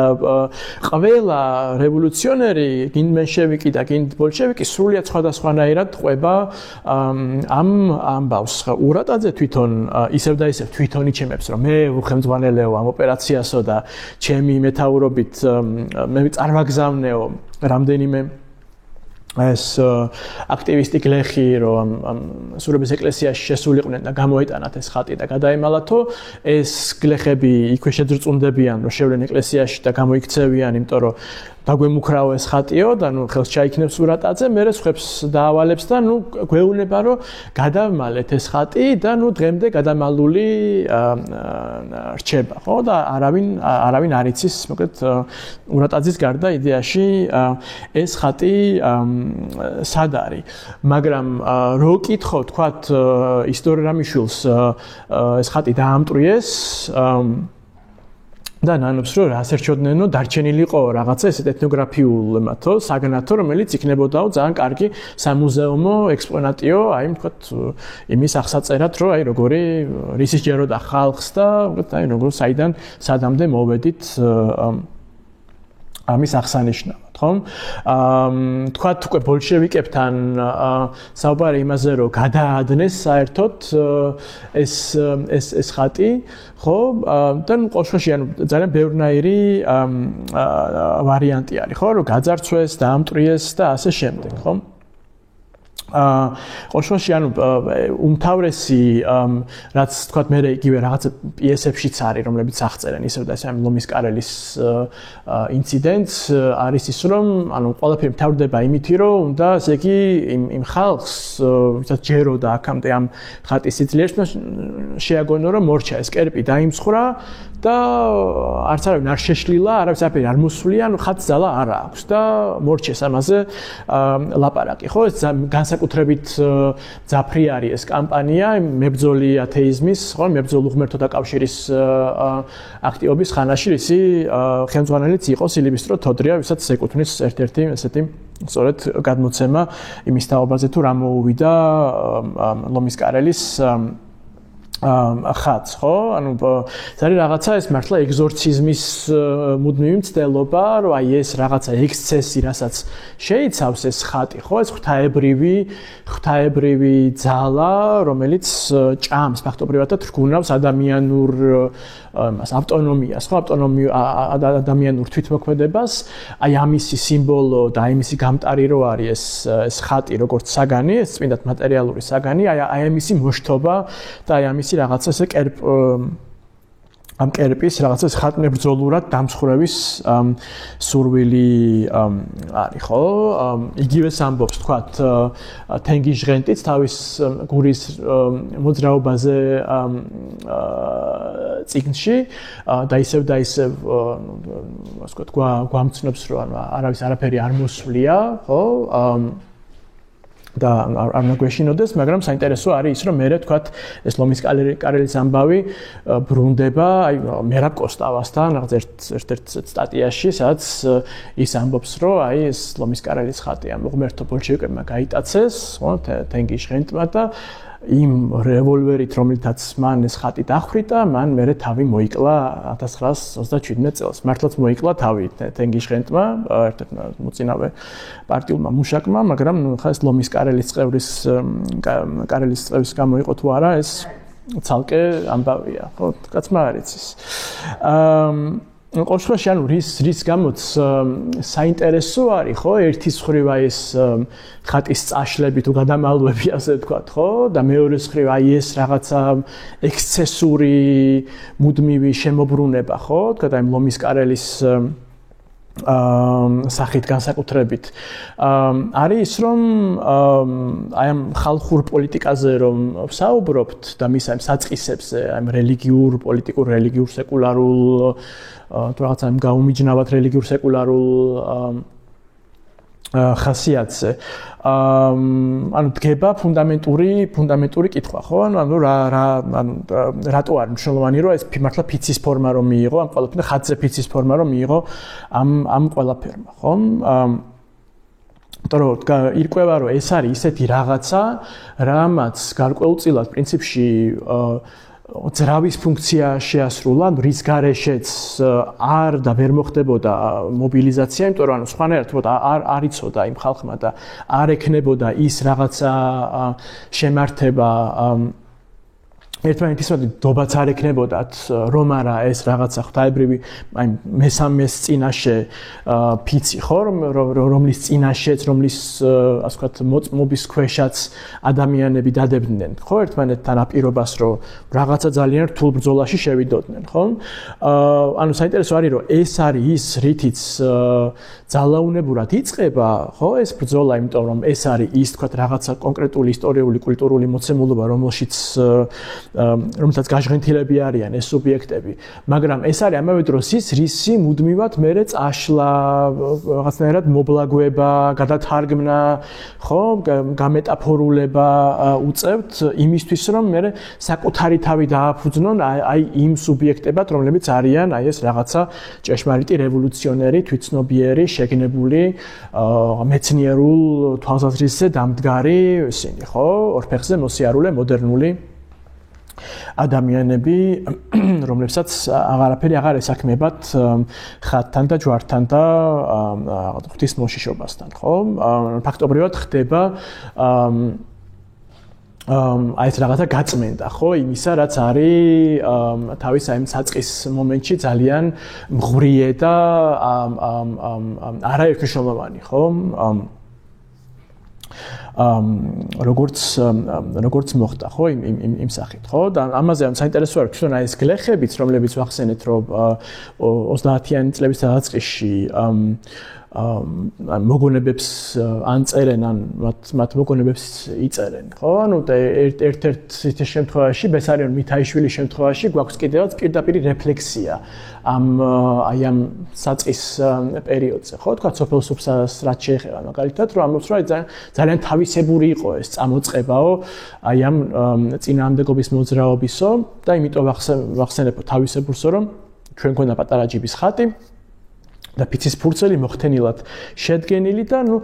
იწყებს მერე გამართლებას იმისა, რომ რატო იყო ესე, ხო? იმიტომ რომ ჩემი დაკვირვებისგან პირვანდელი წამოწყება ამ მოძრაობის მიუხედავად იმისა, რომ იქ ხატები იყო ხმარებაშიო, მაინც მიზანშეწონილი იყო, ხო? ვინაიდან მაშინდელი ხალხი იმდენად მომზადებული ვერ იყო, რომ შეეთვისებია ის, რაც დღეს ადვილად ითვისებს, ხო? ანუ თვითონვე ფაქტობრივად რაღაცა მართლა წარსულში გადაისვრის იმას, რაც რეალურად ქოთურატაძისნაირი ნარატივისთვის უკვე არის საერთოდაც მოსაცილებელი, ხო, იმისთვის, რომ აი ეს რაღაცა მithumetes მისი როგორც პროტაგონისტის ეპიცენტრში, რომ აი ეს რაღაც ნარატივი შეიკრას, რომელიც გაჩვენებს, რომ გლეხობაც 1902 წელს უკვე ძალიან ისეთი მკაფიო, ასე იგი, რევოლუციურად შეგნებული სრულფასოვანი პოლიტიკური პროექტით დაირაზმა და ამაში არაფერი რაღაცა ეს ზედმეტი რელიგიური რაღაც პარაფერნალია აღარ ერია, ხო? და აი ამ იმითი რომ საბოლოო კითხვის სახით რომ დავტოვოთ, ხო? მეთოდოლოგიური საკითხის სახით, ხო? რასაც გვაჩვენებს თელი ეს აი ეს რაღაც გაფანტული მასალა, რაც ახლა ეს მიმოვიხილეთ, ხო? რაც ჩვენ დაგვჭირდება შემდეგი ლექციისთვის, როცა კიდე უფრო მეტად შევეხებით გურიის რესპუბლიკის აი კიდე სხვა პოლიტიკურ პრაქტიკებს, ხო, რომლებიც მაშინ დომინირებდა და თქვათ მე მაკედან გავშლით კიდე გლეხობას და ინტელიგენციას შორის რა ტიპის პოლიტიკური დაძაბულობა თანამშრომლობა დგებოდა. მეთოდოლოგიურად რაც საინტერესო არის აი ამ ხატის მოძრაობაში, ხო, ხან რო წინ გამოიწევს, ხან რო რაღაც უკანა დამალული, ხან რო ხატის უკან რაღაცები დამალული, ხან რო ვიღაც ჯიბიდან ამოაძვრენს, ხან რო საერთოდ წაშლილია, ხან რო პირიქით გადაჭარბებული ყურადღების ობიექტი რო არის, როგორც თქვა ცარისტული ჟანდარმერიის იმ რეპორტებში. არის რომ აშკარად ძალიან პოლიტიკური საკითხია ის თუ ვინ როდის რის თემატიზაციას ახდენს ხო ანუ რა ვისთან როდის იქცევა თქვათ რაღაცა კონკრეტული განცხადებული მსჯელობის საგნად და ვისთან არის თქვათ ვისთან რჩება მხოლოდ ნაგულისხმები ვისთან რჩება თქვათ მხოლოდ რაღაცა ესეთ ან არაცნობიერ ან თქვათ არათემატიზირებულ უხსენებელ რაღაცა ფონად ხო რომელიც თან ოღონდ სიმპტომივით ფეთქავს ხო იმ კულისებიდან ხო იმიტომ რომ თუ რა ხდება ხო აქ რომ 1902 წელს რა სიტუაციაც გვაქვს და რა დინამიკაც ტრიალებს ამაზე ჩვენ უშუალოდ იმ მონაწილე გლეხებისგან არანაირი დოკუმენტი არ შეგვჩენია ხო თუ არ ჩავთვლით მე 30 წლის თავზე რომ თვითონ უკვე რო აი ძალიან წინტასულები რო არიან და რო ჩამოიტავეს თავიანთივე ეს ბნელი წარსული ყოფა უკვე სრულიად სხვა პერსპექტივიდან რო თავიანთ თავს რო ზებოდან დაყურებენ თვითონვე რო აობიექტურებენ და რაღაცა ეთნოგრაფიულ ჩარჩოში რო აქცევენ რაღაც ცოტა ეგზოტიკურ ჩარჩოში რო აქცევენ თავიანთსავე წარსულს მაგას თუ არ ჩავთვლით ხო სხვა მხრივ ისევ და ისევ გაქვს მასალა რომელშიც ხო დომინირებს თქვა ეს ადმინისტრაციის პერსპექტივა ხო ეს ინტელიგენტების პერსპექტივა მე თქვა ნახავთ შემდეგში უკვე ეს ჟურნალისტები და ათასნაირი უცხოელი დამკვირვებელი როგორ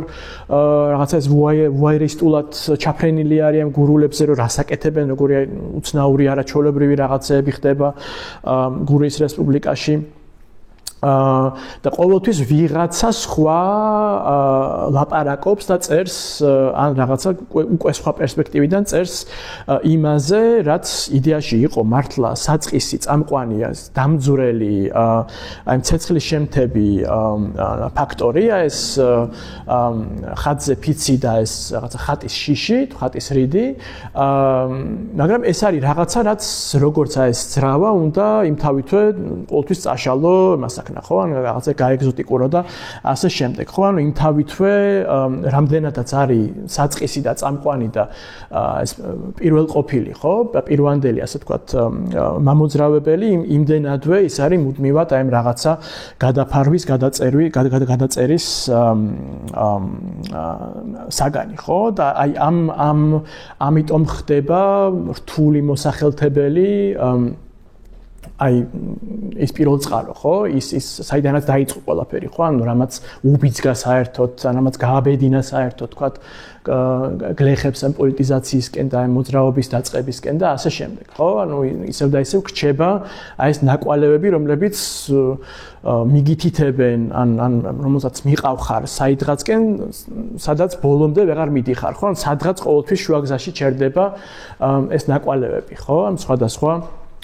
სხვადასხვა მიმართულებიდან მიმავალი აი იმ რაღაცა მიუკარებელი იმ რაღაცა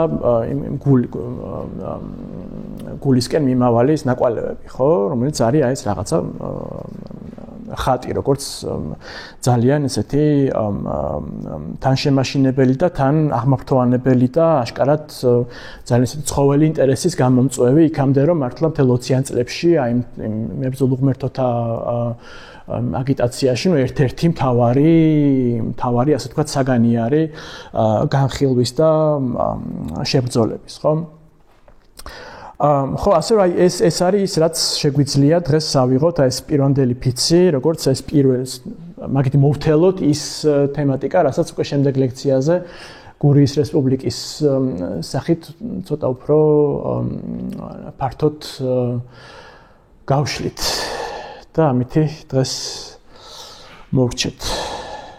და გადავიდეთ კითხვებზე თუ ძალიან არ დაიღალეთ და არ დაოსდით. თავარი რაც მაინტერესებს არის ფიცი რა არის შენთვის, ანუ რატო გაინტერესებს ერთი ფიცი და მეორე უროტაძე. როგორც რაღაცა ორი ცენტრალური მედიუმი თუ რაღაცა მასალა რომლითაც ამ 1902 წელს უყურებ. დაახლოებით კი მესმის, მაგრამ აი რატო ამათზე კონცენტრაცია? ხო, პირველ რიგში იმიტომ რომ თვითონ აი როგორც წინაჯერებზე ნინოშვილზე რო თქვით რომ შეიძლება იდეაში არც არაფერი არ დააფუძნა, იმიტომ რომ ვერც არც დასცალდა და არაფერი ისეთი არ დაუტოვებია იდეაში, მაგრამ მე თვითონ მემკვიდრეებმა გადააქციეს, ხო? მე რაღაც კონკრეტული მეხსიერების პოლიტიკით რაღაცის ფუძემდებლად, რაღაცის წინამორბედად თუ მამამთავრად, ხო? ასევე შეგვიძლია ვთქვათ, რომ ეს ფიცი, ანუ ის რაც ხდება 1902 წელს, აი განსაკუთრებით აი ნიგოიჩი, თავის გარშემო რაღაცა ორბიტას ქმნის რა, რაღაცა ტიპის ნარატივების, რაღაცა ჭორების, რაღაცა მოგონებების, ხო? რაღაცა რეაქციების, იგივე ვთქვათ ადმინისტრაციის მხრიდან რომ ჯანყად რა აღიქვამენ, ხო? ამას, იმიტომ რომ არის ერთმანეთში რაღაც დაიფიცა ხალხმა, ისე რომ ეს არ არის, ისე ვქვია, იმპერატორის მიმართ ფიცი, ხო? ანუ ჯანყია, მორჩა. ანუ ძალიან ბევრნაირ რაღაცა რეაქციას ძრავს, რომელიც თვითყოფად დინამიკას იძენს, ხო? და იქამდე რომ მე ვთქვათ, აი 1933 წელს ამ საიუბილეო, ვთქვათ,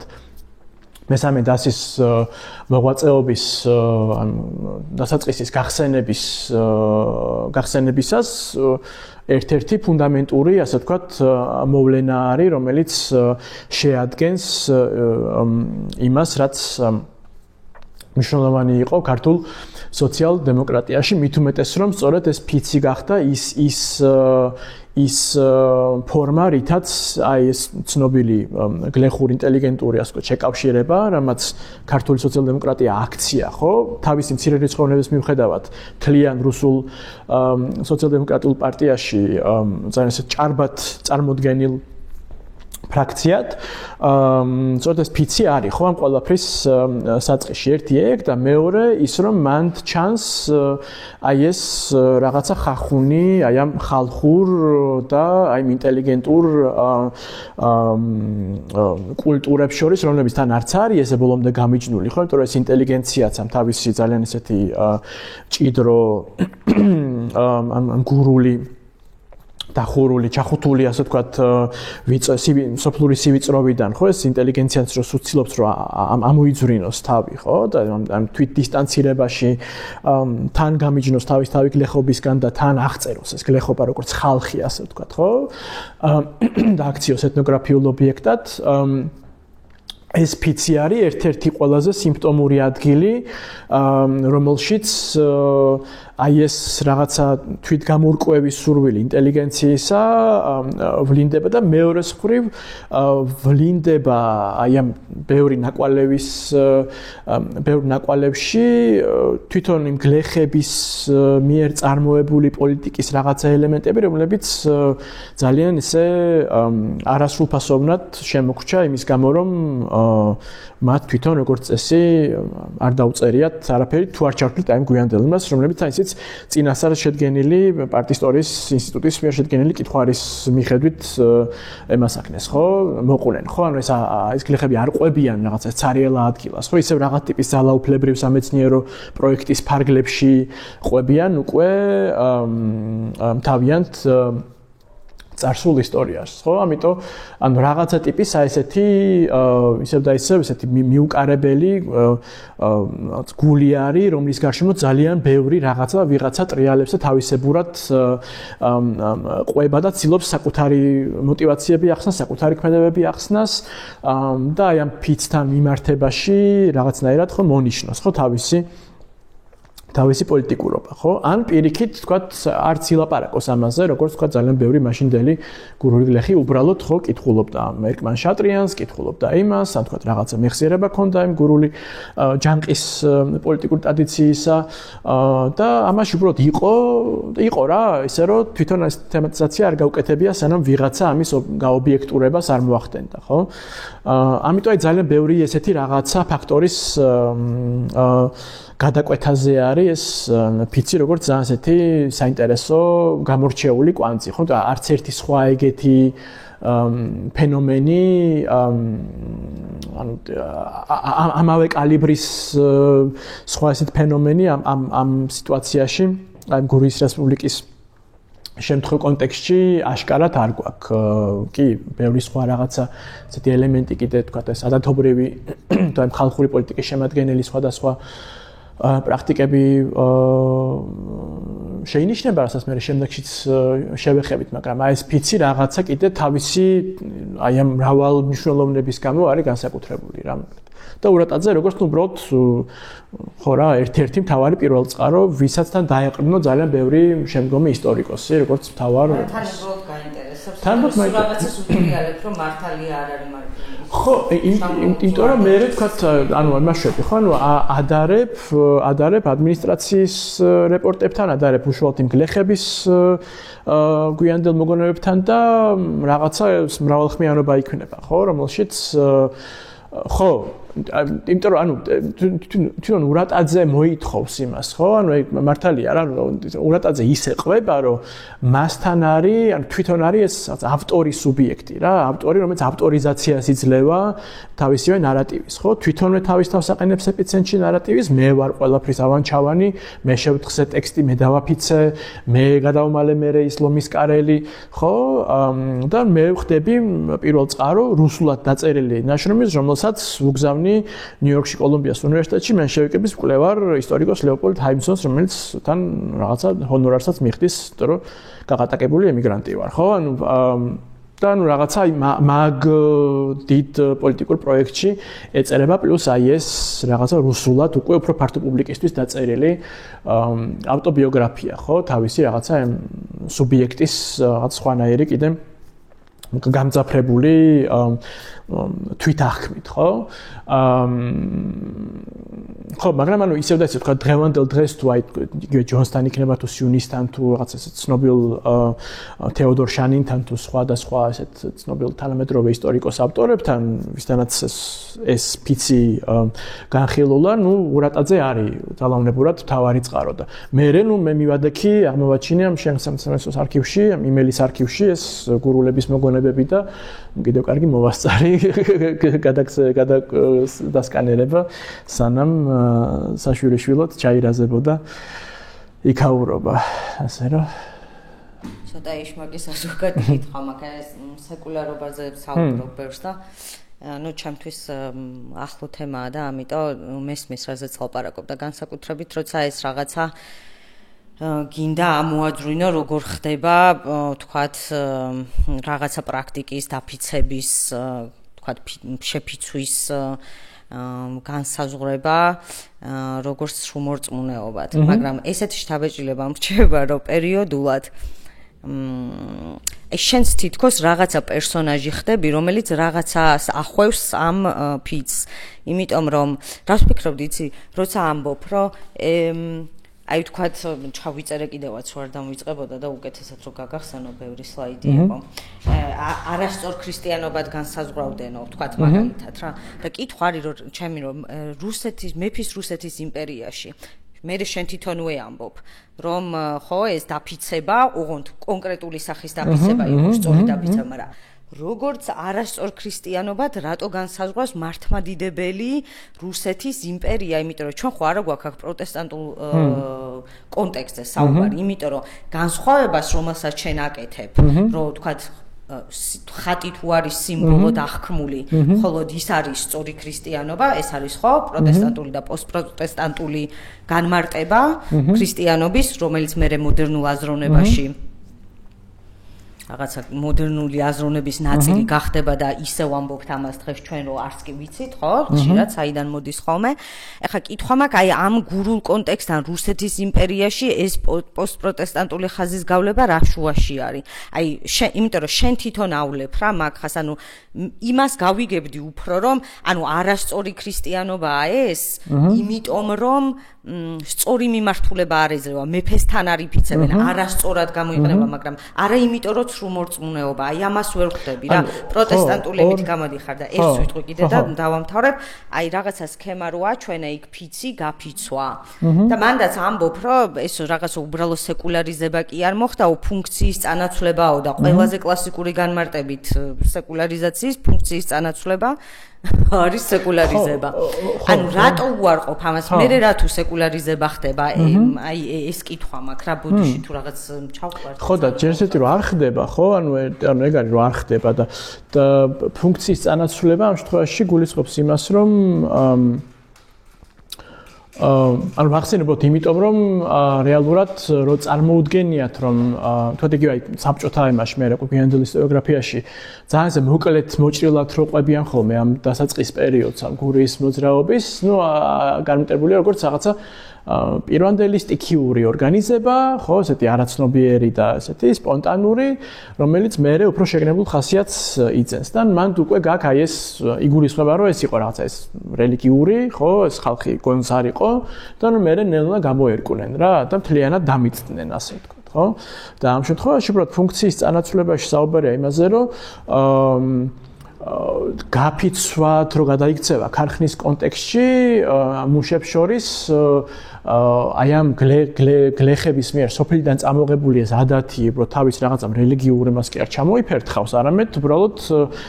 ძალიან სხვა, ასე ვთქვათ, პოლიტიკურ-ეკონომიკურ, ასე ვთქვათ, მასში ჩარჩოში იპოვის თავის ადგილს, ხო? ანუ მაქრო იგულისხმება ფუნქციის შეცვლა, ხო? თორე თქვათ როგორც გიყვება ურატაძე, ის სწორედაც რომ სეკულარიზაციას აწვება, ხო? სეკულარიზაციას გულისხმობს. ხოშოში უნდა რომ ეს ფიცი გადააქციოს რაღაცა ემათ, ხო? ანუ რაღაცა ისეთად, რაც შეიძლება მოხდეს ისე, რომ ეს არ საჭიროებდეს ღმერთზე მიმართებას, ხო? და შეიძლება მთლიანად იყოს თვითკმარად ადამიანთა შორისი რაღაცა. ხას უსვამროთ, იმიტომ რომ მე სხვა აი ამ დოკუმენტებს რომ მიუბჯენ, ხო, ამ ურატაძის ნარატივს, კიდე ეს ადმინისტრაციის დაკვირვებები იქნება, ან შპიონების თუ თვითონ მე გლეხების მოგონებები, ნუ აღმოჩნდება რომ არა რა, ანუ ეს ხატი არის რა და ხატი თუ არის, მაშინ რაღაცა სხვა ლოგიკა შემოდის უკვე, ხო? წმინდად ის სწორედ ის რელიგიურად ადათობრივი ლოგიკა შემოდის, თუ ეს პოლიტიკურ თეოლოგიური ლოგიკა შემოდის, რომელიც რაღაცა უკვე სხვანაირად ალაგებს იმასაც, რა ტიპის აქტორი ხარ, ხო?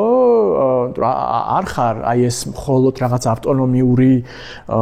სუბიექტი, რომელიც აი რაღაცა ცარიელ თვითშეგნებიდან ამოდის და სახავს გეგმებს და ამას აღასრულებს, არამედ ხო, იქ რაღაცა შენზე უფრო დიდ ძალასთან მიმართებაში ხარ, რომელიც შეიძლება ძალიან ზემოქმედებს შენზე, ისე რომ შენ გარკვეულწილად კარგავ იმ შენ რაღაცა იმ სუბიექტურობას, რომელიც არის, ხო, მოდერნული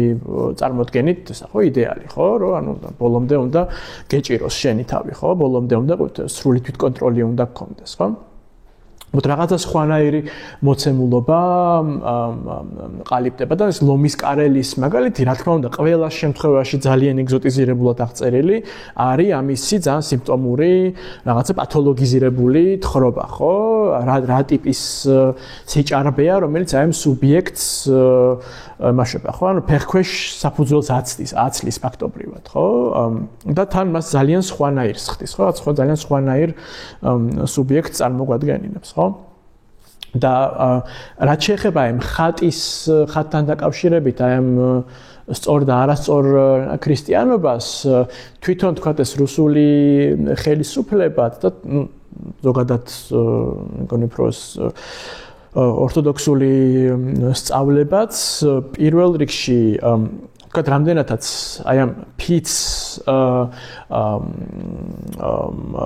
და თუნდაც ხატზე ფიცს, ან უფრო მეტად კიდე თქვათ რუსების შემთხვევაში ჯვარზე ფიცს სახავს როგორც რაღაცა ესეთ მისაღებს, როცა ეს მიემართება მართლაც ამ ძალაუფლების ცარიზმის სადმი ლოიალობის გამოხატვას და ასე ვთქვათ, ცუდი და წარმართული და კერპთაყვანისმცემლური და ასე შემდეგ არის იმ შემთხვევაში, როცა უშუალოდ თვითონ კონკრეტული თქვათ ხატი აღიქმება როგორც რაღაცა ტიპის თვითყოფადი ძალის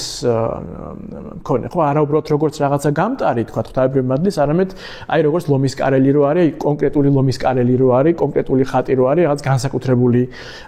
ძალის მქონეთ შერაცხული, ხო, როგორც რაღაცა თვითყოფადი აქტორი სრულიად, ხო? ეს იყო უკვე ის სადაც ავლებდნენ ზღვარს თვითონ ეს რუსი სამღვდელოებაც და ჩინოვნიკებიც პრინციპში და მათ შორის მე თქვა ეს ქართველი ინტელიგენციაც იგივე სვანეთში სულ მაგაზე არის ლაპარაკი რომ ეს ხალხი რო იფიცებს ამ ხატზე და რაღაცა განსაკუთრებით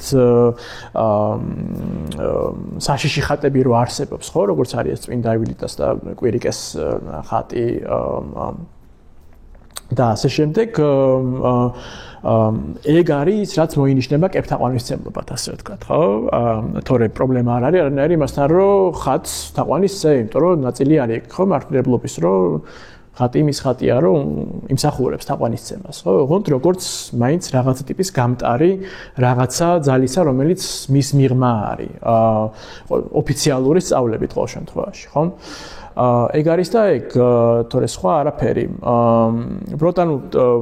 მერე იმიტომ ხდება ანუ იმიტომ არის საინტერესო ეს ყველაფერი ჩვენ შემთხვევაში რომ როცა საუბარი არის აი ამ ხალხურ მართლმადიდებლობაზე ხო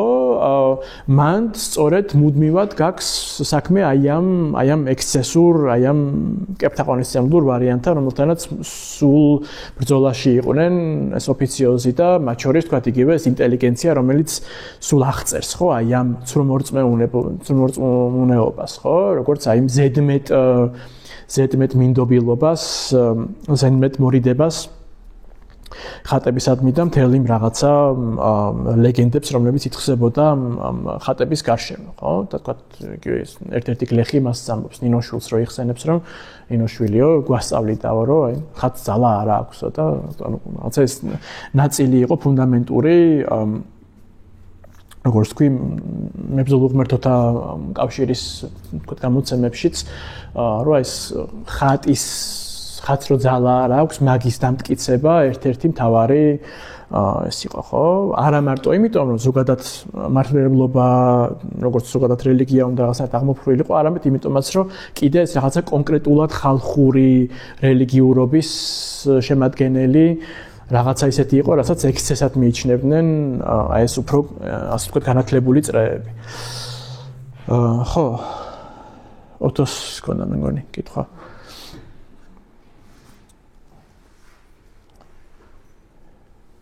მე მგონია რომ ეს ფიცის საკითხი ან პირდაპირ არის აი ცრურწმენობასთან ზუსტად დაკავშირებული, იმიტომ რომ ყველა ეს სოციალ-დემოკრატები თუნდაც თავის მემუარებში ვთქვათ ეს ისტორია რამიშვილის თქვათ ნოე ჟორდანიაც ყველა წერს აი საკუთარ ბავშვობას როცა აღწერენ ხოლმე იქ რაღაც აი ცრურწმენებზე და აი რელიგიურ ტრადიციებზე რაც აი ძალიან გამჭდარი არის სოციალურ ცხოვრებაში და რასაც იყენებს რელიგია და ეკლესია რა იმ პერიოდში და შემდეგ ანუ მე მგონია რომ ეს იმდენ ძლიერი იყო ხო ეს ხო არ გაქრებოდა თავისით ეს რაღაც წარმოდგენების ამპაროზე ხო და ანუ შემდეგ უკვე როცა თქვათ 90-იანებში რაღაც მანამდე ხალხოსნებმა და შემდეგ 90-იანებში დაიწყეს მუშაობა სოფლებში ამ გლეხებთან აი მანდ უკვე ვეღარ მოახდინეს ამის ასე თქვათ ესე განდევნა და რაღაცნაირად აი რაღაც რევოლუციის ისტორიას რაღაცნაირად გაერთიანდა ეს ცრურწმუნეობაც რაც რისი მაგალითიც არის თუნდაც ეს 1902 წლის ფიცი და ხო ანუ შემდეგ გადავიდა ამ რაღაც ქალაქურ ცხოვრებაშიც და მართლა ანუ თვლები მოყავდათ და ისინი კითხულობდნენ ფიცს და ნუ რაღაც მუშები ამ ფიცს დებდნენ და ნუ რაღაც ან წარმოუდგენელი ეს არის ხო შემთხვევა არის რომ როგორ შეიძლება რაღაც მუშამ რაღაც ხატზე დაიფიცოს და რაღაცა არ ვიმუშავებ ანუ მაგის გამო რაღაც ძალიან უცნაური ის იყო მოკლედ მაგრამ ამასთან ბრძოლა იყო რთული რაღაცნაირად და აი ის მომენტი რომ შემდეგ ამის გადაფასება მოხდა თითქოს დავიწყება მოხდა ამის იქაც ჩანს რომ აი 1905 წლის რევოლუციის პერიოდში აი თითქოს აი რევოლუციების დროს აი რევოლუცია ეხმარებოდა ამ რაღაც ცრურწმენობებს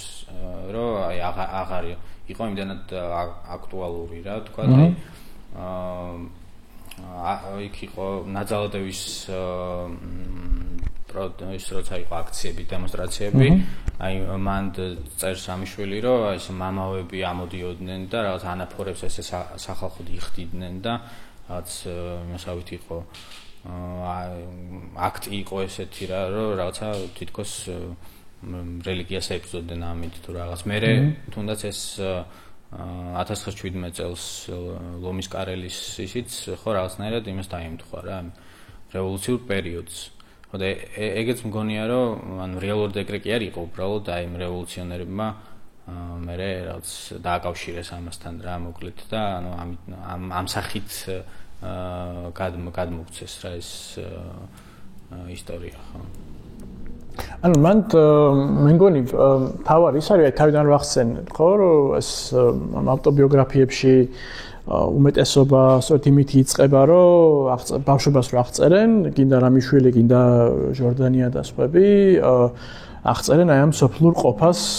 ხო, იმისი რომ როგორი, ანუ რა იყო ის თქვათ ადგილობრივი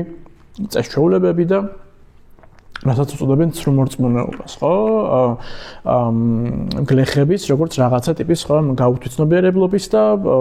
სიბნელის, სიყრუის, ხო, რაღაც ემბლემას, ხო? რაც მათ ხელს უშლიდა იმაში, რომ გამორკვეულიყვნენ თავიანთ ბეჭავ ყოფაში და მე თვითონაც როგორ ჯეროდა ამ ყველაფრის მაგას აღწერენ და მე აი ნელ-ნელა როგორ სინათლისკენ მიდიან, ხო? ეს ბიოგრაფიული გზა, ასე ვთქვათ, არის დასახული თავიანთ შემთხვევაშიც და მე თქვათ ეს გლეხობაც როგორ ნელ-ნელა იღვიძებს, ასე ვთქვათ, ხო? ეს გამოღვიძების, ასე ვთქვათ, მეტაფორა არის მუდმივად ძალიან მნიშვნელოვანი, ხო, იმ ცრუმორწმუნეობა არაცნობიერებიდან რაღაცა იმ სრული, მეცნიერული, რაღაცა თვითშეგნებისაკენ, ხო? მაგრამ ეგეც ხო რაღაც ტიპის ის არის, ხო? ანუ რაღაც ტიპის ნარატივი არის, ასე ვთქვათ, ხო? რომელიც ძალიან რაღაც კონკრეტული პროექტი არის, ხო, რომელსაც რაც კონკრეტულ სუბიექტად საკუთარი თავის ჩამოყალიბების რაღაცა სამუშაოს ასახავს, ხო? და ძალიან ხშირად ვთქვათ გამოტოვებს იმას, რაც აი ცადე რომ აქ მეჩვენებინა, ხო? აი ეს სინთეზურ ჰიბრიდული ვარიანტი რო ვაჩვენეთ, ხო? რომ შეიძლება ეს გლეხი კაცი იკითხო საფრანგეთის რევოლუციაზე, სადაც არაფერი არ არის, თქვათ, იმ ტიპის, ხო, იმ რელიგიური, თქვათ, ფიცისა, როგორც ქართულ ადათობრივ სამართალში იყო, მაგრამ ეს ყველაფერი ისე დამერჯდეს, ასე ვთქვათ, იმ გურულ რეალობასთან, რომ რაღაცა სრულად სხვანაირი მოცემულობა მიიღო, ხო, რომელიც გადის აი ამ რაღაცა რელიგიურ სეკულარულის თუ ტრადიციულ მოდერნულის გამიჯვნის მიღმა, ხო? და მან მაგ ხედვას, აი მაგ რაღაც ტიპის ტელეოლოგიურ ხედვას, ხო? აი ამ რაღაც სიბნელიდან სინათლისკენ სიარულის ავიწყდება ის, რომ ეს რელიგია არ იყო და არ არის მარტო ძალაუფლების ინსტრუმენტი, ხო? და ძალაუფლების, ანუ ძალაუფლების ინსტრუმენტი, ანუ ძალაუფლება ყველგან და ყველაფერში არის, როგორც ფუკო გვეტყო და ბატონი მიშელი მიხო, მაგრამ მათ შორის, ხო, ღმერთთან ადამიანის მიმართებაც ძალაუფლებრივი მიმართებაა გარკვეულწილად და ეს არის ის, როგორც საერთოდ სუბიექტურობა ყალიბდება, ხო? ანუ ყოველთვის რაღაცა ტიპის დაქვემდებარებაში ხარ, ხო? სუბიექტი ხარ, ხო, ქვემდებარე, რასაც ქვია, ხო, და სუბიექტი ნიშნავს ქვემდებარეს, ხო, ანუ ეს რაღაცა ეს მიმართება იმ თავითვე შემადგენელი არის იმისი, თუ როგორ ყალიბდება სუბიექტი, ხო, ამდენად თქვათ რელიგიაშიც, რომ შენ რაღაცა ტიპის დაქვემდებარებაში ამყოფებ შენს თავს, ეს ამაში თავისთავად არაფერი გამორჩეული არ არის. მეორე ამბავი არის ის, რომ რაღაც ძალიან კონკრეტულ პოლიტიკურ-ეკონომიკურ სიტუაციაში, თქვათ, რაღაცა საეკლესიო ფული ან რაღაცა შეიძლება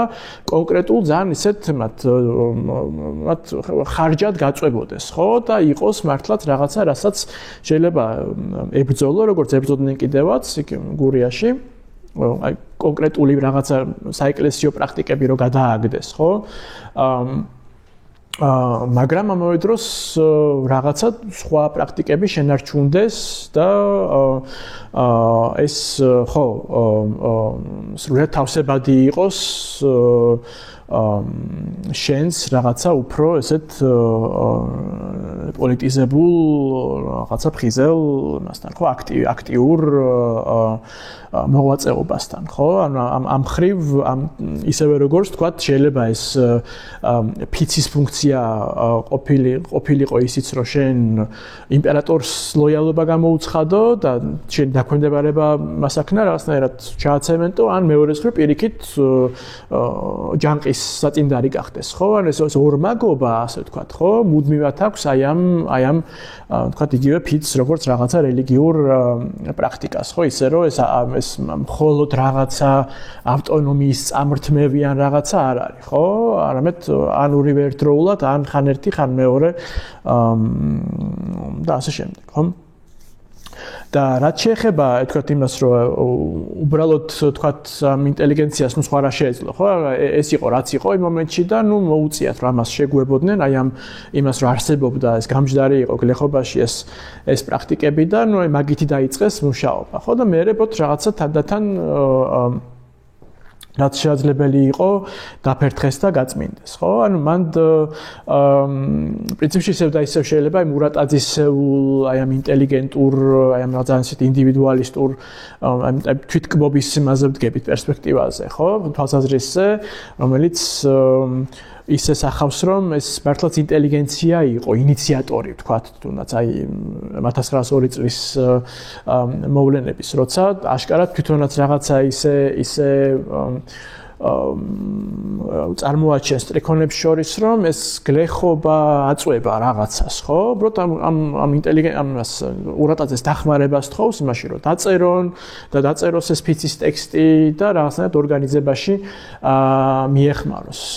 თორე თვითონ მართლა ფიცად არც შედგებოდა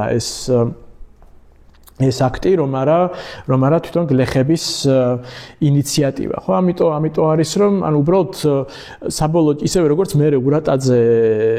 რომ ნახავს რამხელა წარმატება და გახმაურება ჰპოვა ამ ამბავმა ხო თვითონ ხდელმა დააფიცა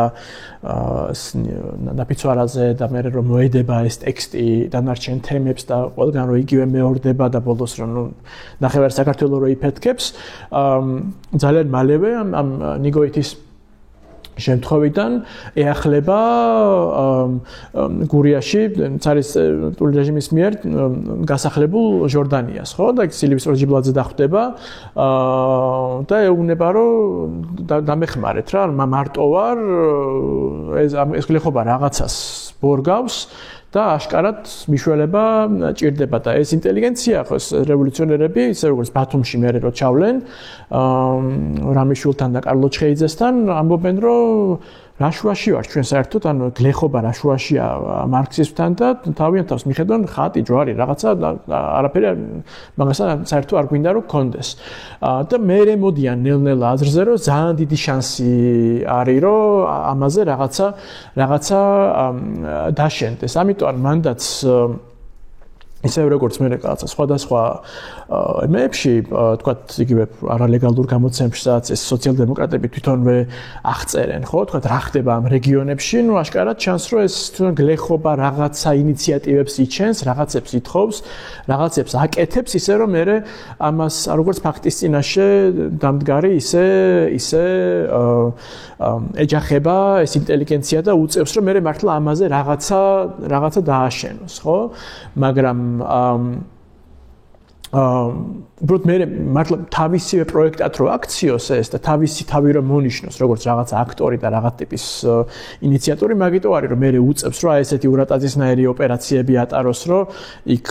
გადათარგმნოს სეკულარულად და თავისი როლი წამოწიოს და ჟორდანიას მანამდე საწუხებდა იქ ყველა საწუხებს ხო ნინოშვილი თეორიული ისიც ქონდა რა რაღაც მონახაზივით რომ ანუ მაგისთვის იბრძოდა თავიდან ჟორდანია რომ ანუ რაღაც პროლეტარიატი მხოლოდ რაღაც ქალაქის პროლეტარიატი არ არის და ანუ დიდი პოტენციალია გლეხობას ევროპაში წაგვირდებოდა და შემდეგ უკვე აქაცდა რაღაცნაირად იცი რა სანამ ეს გურიის ამბები არ იწყება მანამდე დიდად იმაზე მეტი ვიდრე თქვათ აი ამ რაღაცა ეს წინაზეც იმას ვქენით ხო მე მგონი რომ ანუ ეს გაქალაქელების და ამ სოფლის როგორც ასეთის, ხო? სოფლის როგორც რაღაცა ცალკე ესეთ პოლიტეკონომიური მოცემულობის განქარვება, ხო, მისი გათქვეფა ქალაქურ ყოფაში და იმ რაღაცა დაქსელილ მოდერნულ, აი უფრო კომპლექსურ ეკონომიკურ ინფრასტრუქტურულ ქსელში, ხო, რასაც ის აღწერს, ხო, როგორც რაღაცა მოდერნულობას, ხო, მაგრამ ევროპიდან მოდის, რაც გაევროპიელებაში რაც იგულისხმება, რეალურად ამ სოფელს აი მაგ ტიპის გარდაქმნის გზაზე მოიაზრებს, ანუ ცალკე როგორც ასეთი რაღაცა თვითყოფადი მათ ერთეულად, ხო? სწორედაც რომ თეორიაში ის არც მანამდე არ შვება და არც ასთავარია ამ გურიის ამბების ესეთი აფეთქების მერეც კი არ შვება მაგას, აი სწორედ მაგას შევეხებით შემდეგ ლექციაზე, როგორ ცალკე სიფტყეზე მიდის ჟორდანიას ასე ვთქვათ თეორიული დისკურსი და როგორ საერთოდ ცალკე ბალთასარი ესენი გურული გლეხების პრაქტიკა, ხო? რა თქმა უნდა, რაღაც ტიპის თეორიული ასე ვთქვათ ობიექტი ხდება, რაზეა ლაპარაკი, მაგრამ პრინციპში არა ისე რომ ამ თეორიამ აღბეჭდოს თავის თავში რა ტიპის მართლაც თვითყოფადი ცალკე რაღაცა ჰიბრიდი არის, აი როგორც ახლა ვცადეთ რომ აგვეწერა, ხო? აი ეს რაღაცა რევოლუციური შექმნებაზე და რაღაც ქსებს ამისთვის, რომ რაღაცნაირად ანუ ეს საკითხი დაიმუშავება. კი. ანუ მე იმას არ ვამბობ, რომ თქვა აი უკვე გააზრებული ქონდა და შემდეგ ეს ამ ფიცის შემდეგ მიხვდა რაც უნდა გაიკეთებინა, არა უბრალოდ აი მანამდე თქვა ევროპაში რომ მოგზაურობდა და აკვირდებოდა და ამბობდა რომ იქ გლეხი რაც კაპიტალისტია და ჩვენს რაც მდგომარეობას ვერ მოერგება თქვა ეს და ანუ რაღაცა ანუ ეს იდეები აწუხებდა ხო? კი. პროტამ ისევ და ისევ ანუ აი წინ ვარ გავუსწროთ, ანუ აი ეგრო ხედავს თქვა რა ტიპის ისევ როგორც რასაც აფასებს ნინოშვილში, ხო? რომ ანუ ის ნინოშვილი აღწერს პროტამ ძალიან ნეგატიურად იმ ჯერ კიდევ მხოლოდ ასე ვთქვათ საზიანო გავლენას, რასაც ახდენს აი ეს რაღაცა საბაზრო პრინციპის შემოსვლა სოფელში, ხო? ანუ ამ ხრივ უკვე გაქალაქურებული არის, ხო? ეს ნინოშვილის სოფელიც ამაზრით, ხო? უბრალოდ თქვა შვეიცარიაში რო აღწერს და გერმანიაში იქ, არის ხო რაღაცა იდეალის სახით იხატება უკვე, ხო? ისე როგორც თქვა რაღაცა ეს პარიზი არის, ის ქალაქი, რომელშიც აი ეს რაღაცა მოდერნულობა, როგორც პოლიტიკური და ეს ინფრასტრუქტურული პროექტი ბოლომდე იფურჩქნება, ხო? ან თქვა ინგლისზე რო წერს და ლონდონზე და ასე შემდეგ. მაგრამ ხო, აი ესეთი თემაა და მოდი ეგ დავიტოვოთ შემდეგ ისე დროს, რომ ეგ არის პრინციპში ძალიან კარგია რომ წამოჭერი, იმიტომ რომ ეგ ხო, ეგ არის თავარი ხაზი რა, გლეხობა და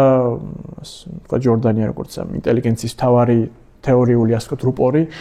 რა ტიპის შეიძლება აცდენაში აღმოჩნდებიან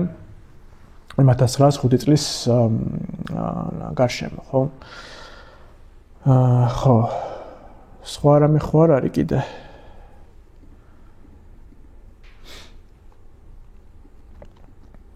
კაი, თუ არ არის, მაშინ მოვრჩეთ და დიდი მადლობა.